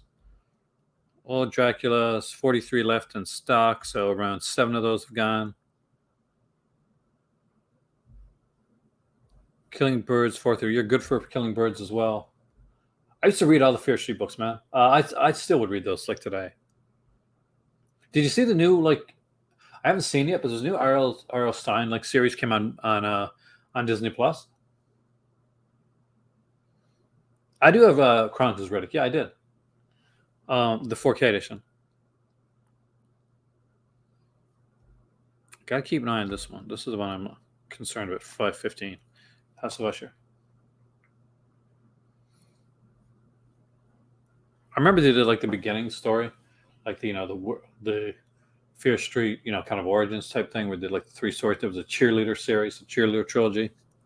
I used to read like the Fear Street books. Richard Chalesky. So for a lot of those, you guys are UK or there's plain horror. So I've read a lot of the plain horror stuff. Junji Ito is Junji Ito's good, Eric. Oh man, Uzumaki. Old Tracks is a good title. It's a solid film. It's of its day, Eddie, but it's fun.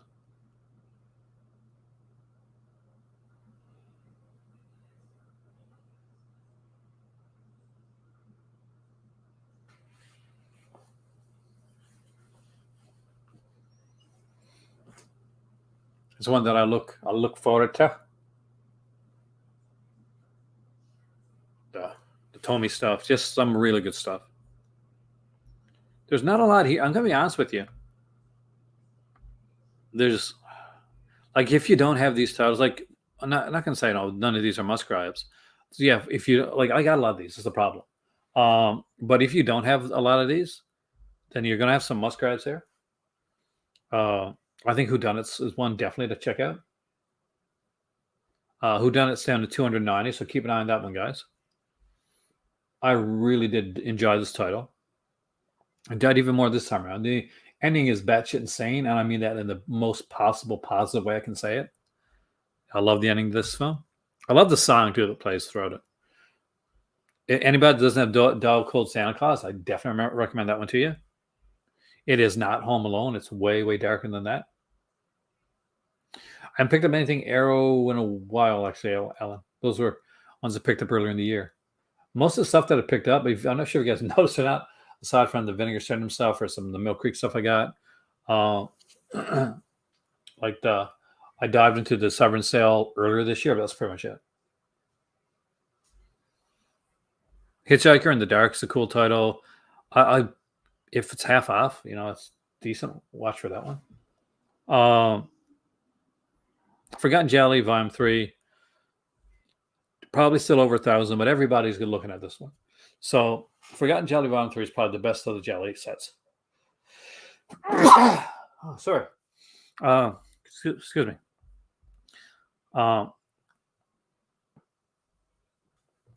And this was not on sale. People expected this to be on sale during the last sale, and people were ready to put it into their cart.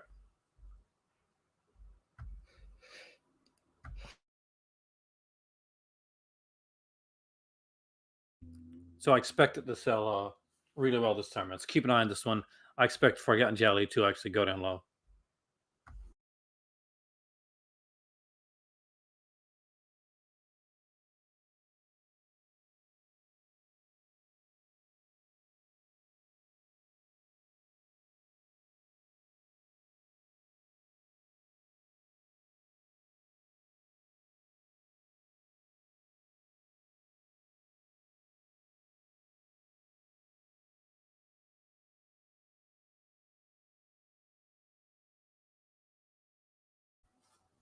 And I hit the mute button, so I did not sneeze loudly into your ears.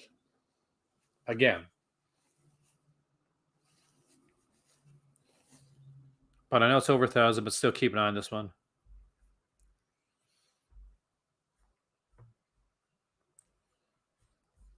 I think Grave Secrets is going to be good. Death Promise. I don't think I've seen that one yet. Got to get on that Cardonis. No, just joking, guys. So the other boxes that are here, Homegrown Horse, Televised Terror, I definitely can recommend these. All American Murder. Don't have this release, but I do remember liking this film when I saw it. Got Charlie Slater. I'm a big Charlie Slater fan.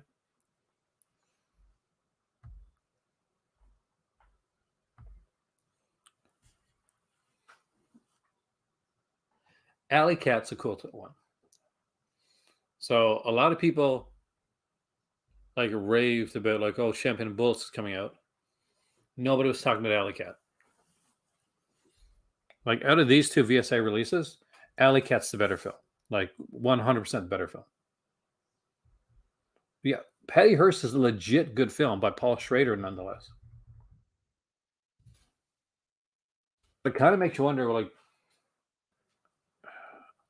is it hampered by the fact that it is a Vinegar Syndrome release? Like, let's be honest, Dungeon. If Patty Hearst to come out as a Criterion release, people will be raving about it.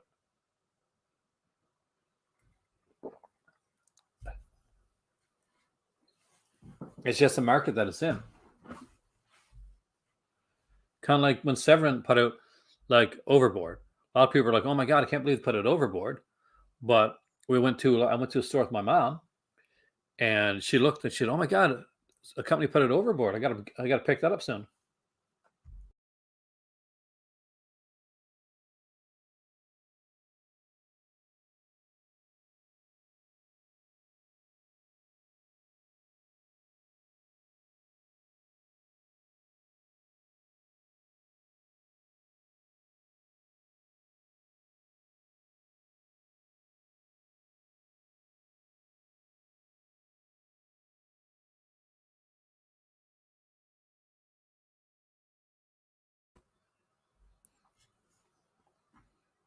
Yeah, anything Wings Hauser, man. I'm down with anything Wings Hauser.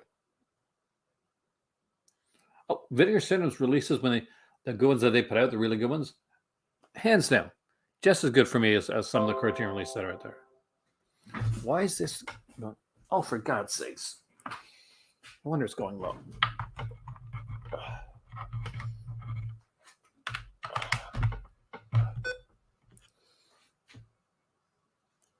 I just realized that my computer has not been plugged in this entire time.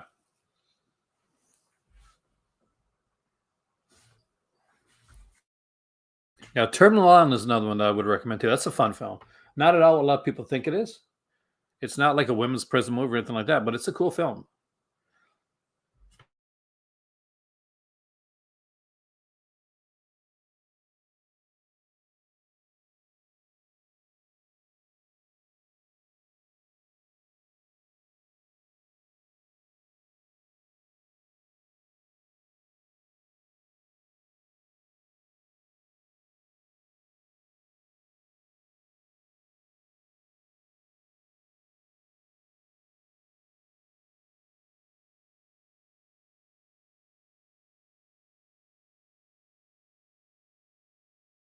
Welcome, Morlock. So, what do you think?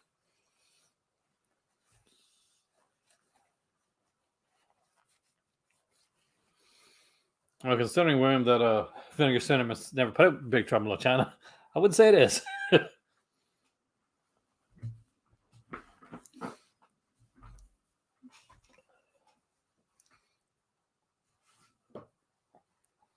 So we got news on the Severin stuff.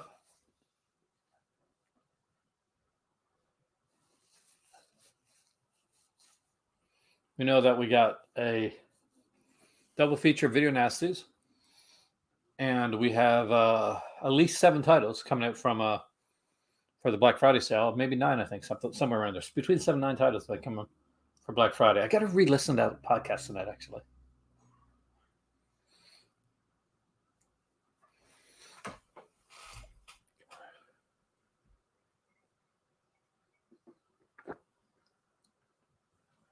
My voice has matured. A lot of it probably to the fact Alan Love was nervous.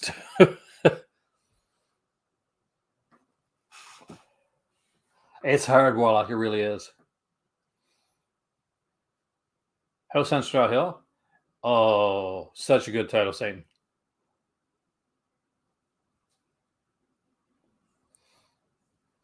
Big Trouble in Little China is Arrow in the UK, William, and Scream Factory in North America. Were you happen to be lucky enough, like I was, to get one of the first 3,000 copies of House on Straw Hill from Severin? Because when you did, you got the extra like documentary band status videos. For those that haven't seen it, it's actually on streaming on the Arrow streaming app. But if you were lucky enough to get one of the original 3,000 copies of House on Straw Hill, then you got the band status videos documentary with it.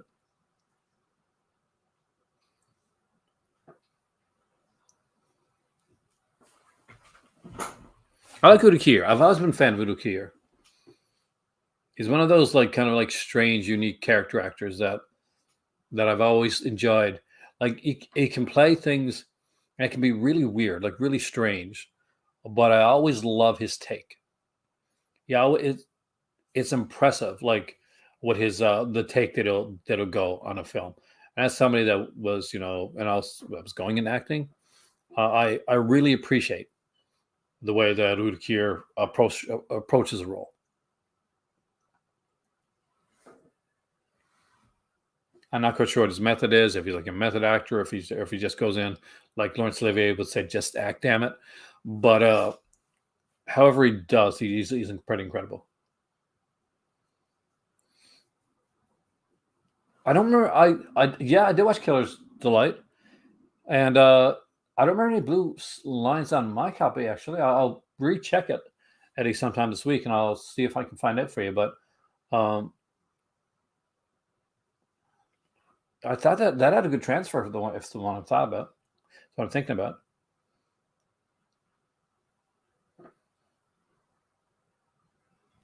Now I think they're going to do some early stuff. I expect maybe we're going to see eventually. I think eventually, if the rights are still there, we're going to get some like the really early stuff. Maybe like the Bloody Moon out, like coming out on a 4K type release. I wouldn't mind seeing like a Franco 4K. I truly expect that where we'll eventually get 4K Franco, but I don't expect that until 2022.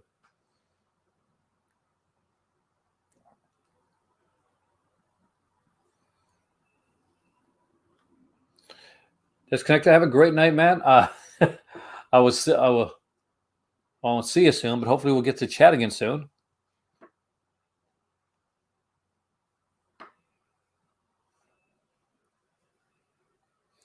Yeah, did you ever watch the interview with Linda Hayden? She hated that film, man. Like she was, she did a lot of nudity stuff on it. That's what I say. Synapse or really something like that, twisted.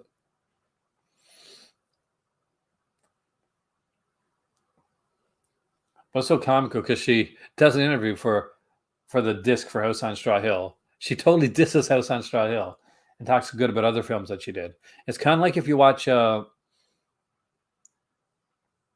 Class and you get to the interview with Joe Sholin, and like she's not talking good about stuff with with Cutting Class. She's actually looks like she didn't have the greatest time making the film, but at least she was not great. She wasn't really pleased with the outcome of it, and it comes through in the interview. Yeah, that one took a while to get to 3,000 up, man. I know one person bought it and didn't get the documentary, so always check to be sure.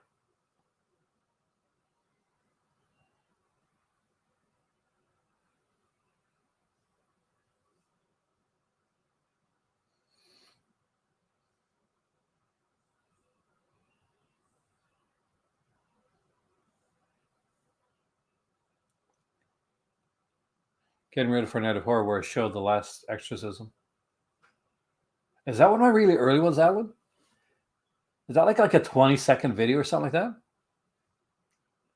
Yeah, actually, House on the Edge of the Park Satan was put out by Code Red on Blu-ray because I got it. They put it twice actually. They put it on Blu-ray as a single release, and they put it out on Blu-ray as a double feature with another film.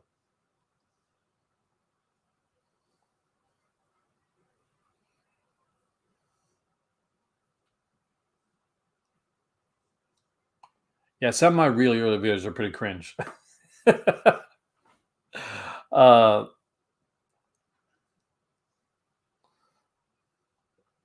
some of my newer videos are pretty cringe too, but still, yeah. Early on, I did, I really, when you come on YouTube, you gotta find your voice, right? Did it? Umbrella introduce some new releases today? I should have known that too. I know they sent me something, but I didn't get to check it out because I've been where I missed work yesterday. I've been working all day. So we got Bergman Island coming.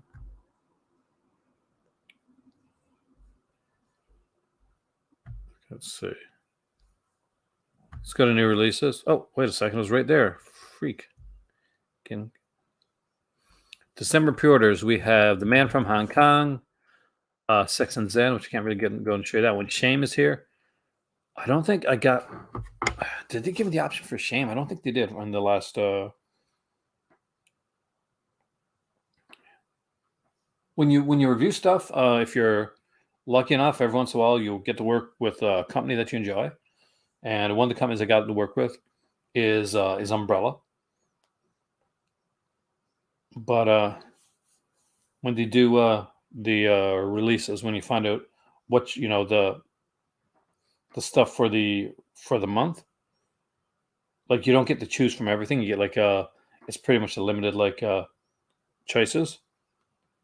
Last one I got was for Head On, Stunt Rock, La Strada, and Undead. Hopefully those come.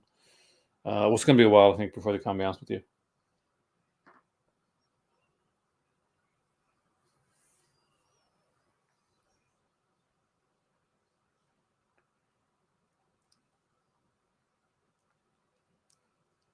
Because I haven't received October releases either.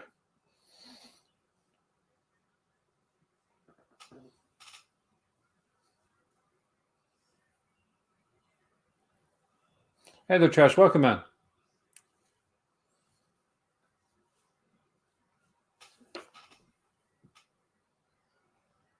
Oh, that'd be kind of cool. That's a nice idea, Mr. Tony.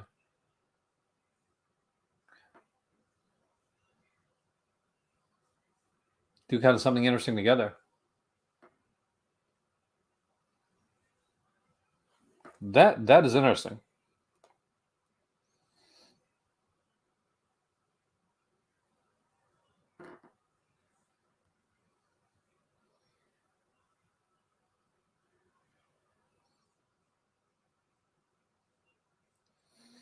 Sunrock's insane. It is insane.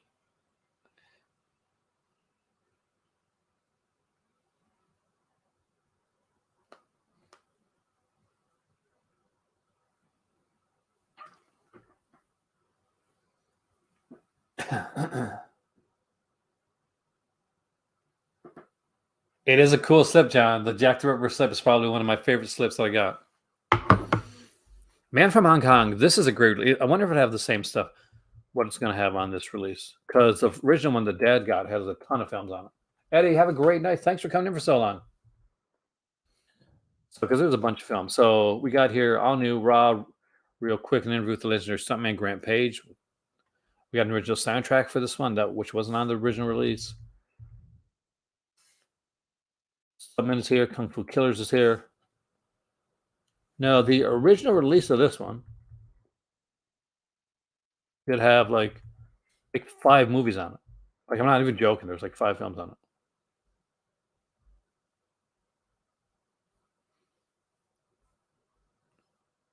But I'm thinking they took it the second. Was there a second disc for that one?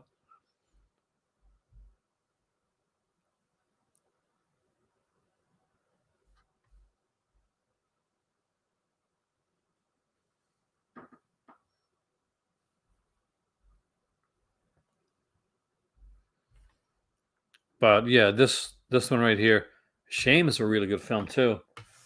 Oh God, I would love to have this. The Sunburnt Screen Collection, by the way. Um, if you haven't looked into it, really, really good stuff.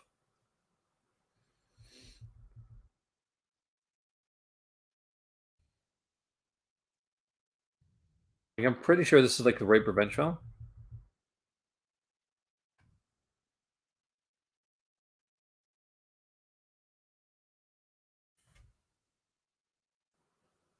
It's been a long time since I've seen Shame.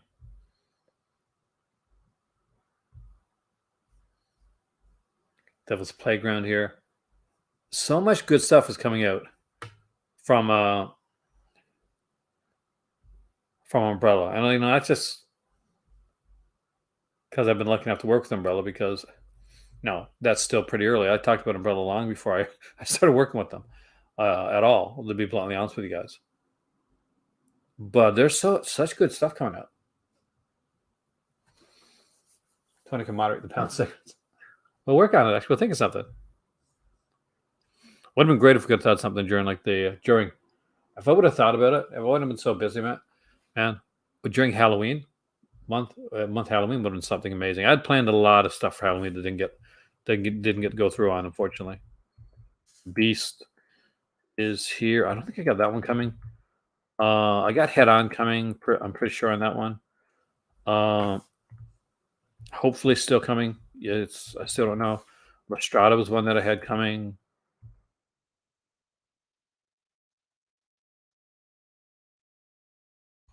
Like, there's some great stuff here. Like Reincarnation of Peter Proud is a great movie.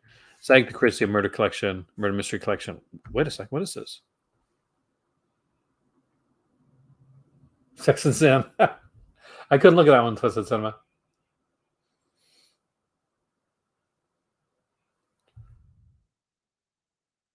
I mean, it's one of those that you definitely got to say for Spider's Web is here. Pale Horse TV miniseries from 2020. Agatha and the Curse of Ishtar. Agatha and the Truth of Murder. We got a few different titles here. I love the cover for the Wolfman. That is gorgeous. Like right there, that's a gorgeous cover, guys. Only Blu-ray version of Long. They do actually have the only Blu-ray version of Longest Yard. Umbrella's the company that's been putting out Blu-ray versions of films that we've been waiting to see in North America from other ones for a long time. When Malcolm came out, like a lot of people, I remember Brian was excited as hell about Malcolm. And I was like, is it that, I didn't remember that well. I was like, is Malcolm that good? And I watched it. Oh my God, Malcolm's better than that good. Malcolm's freaking great.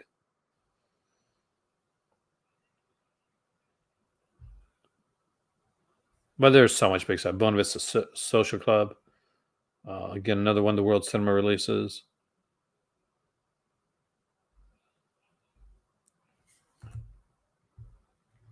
I wish that I know Undead is one of the ones that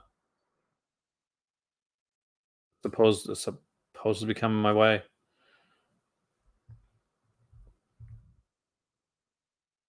No, it's not Umbrella's fault. Just mind you, so you know that basically, what happened is that there's been some issues in getting things across the border and that unfortunately has caused and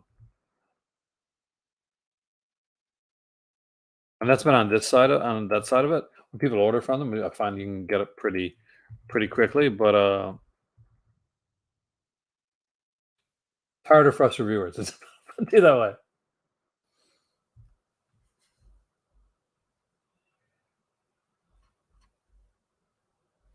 I just realized something. I've been looking on Umbrella for the longest time. On the wrong page. You guys are seeing none of this, are you? You guys are seeing absolutely none of this Umbrella stuff. I'm an idiot. That obviously it's gonna be time for you to go to bed because I've been on this page for a while, but the killer part. So you guys should have said something. Was I was on it by my StreamYard, and this one here is where it's shared out at. So Man from Hong Kong, right there, got a great release coming from Exploitation. Shame, I highly recommend. Uh, Sex and Zen, but I can't go into that one. Buena Vista Social Club, great film. You don't own it. Great music too.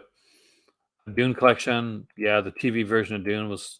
I haven't seen the new one yet, but this was really, really good.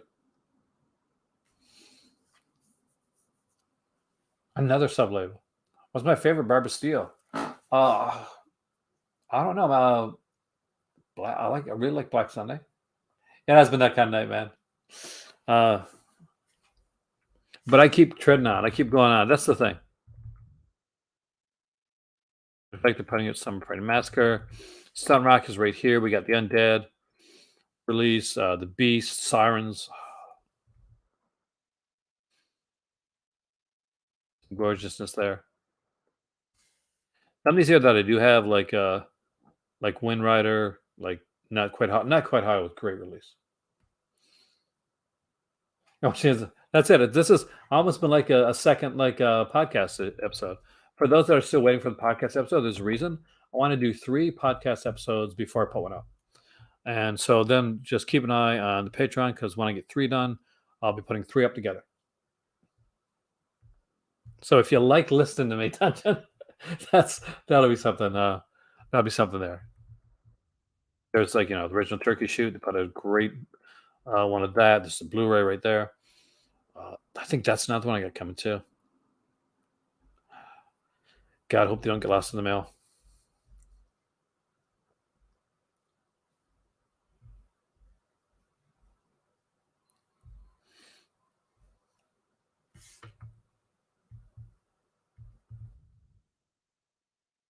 Devil's Playground here. I'm pretty sure I got that one.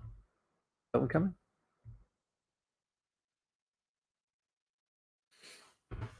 So let's see what the November releases were that I didn't get.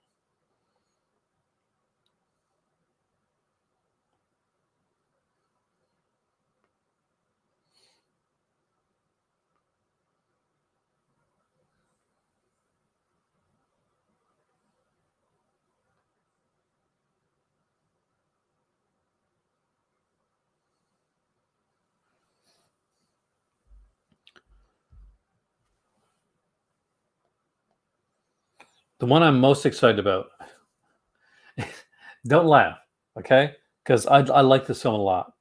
What I'm most excited about I'm praying does not get lost uh, is Showgirls, the first cinema one.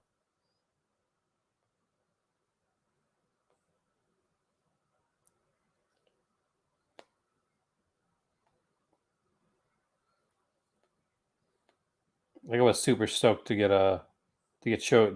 I'm super stoked at Showgirls. You couldn't hear me?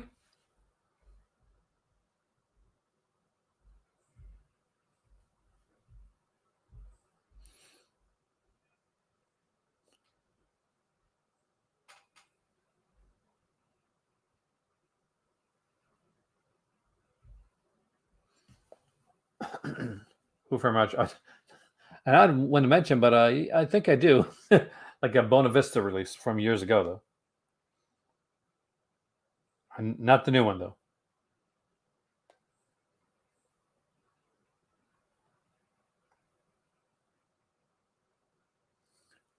You lucky person. Such a there. Wait a minute. So did I think. I was really quiet. I was trying to bring up stuff here. All right, guys. I like Showgirls a lot, actually. It's a fun title. Okay, it's been 2.5 hours of chatting, and it's been a blast. Sorry. Let's shout of pain. But I'm okay. Just been in the chair for a bit. Anywho, I'm Aaron. You are the Call to Cinema. You guys rock. As always, what I like to say is it costs nothing to be kind, so be kind to others. Be kind to yourself because you deserve it. And for the next 3 weeks, building up to this Severin and Vinegar Syndrome sales, we will be talking Severin. We'll be talking Vinegar Syndrome. Tomorrow, the Severin 7 get announced. We will be back here to talk about the Severin 7. Yeah, if I could ever think of something to trade with you, Mr. Tony, for that book, I will. Because I want that book. Anywho, have a wonderful night. Enjoy your day. Hopefully, I'll see you guys here tomorrow. And we'll be talking about the 7-7 and seeing, really putting the companies up against one another for fun. Because we're going to be buying for both of them anyway. And as always, here in the Call to Cinema, there is always another movie. Have a wonderful night, guys. You deserve it. Enjoy your weekend. See you tomorrow.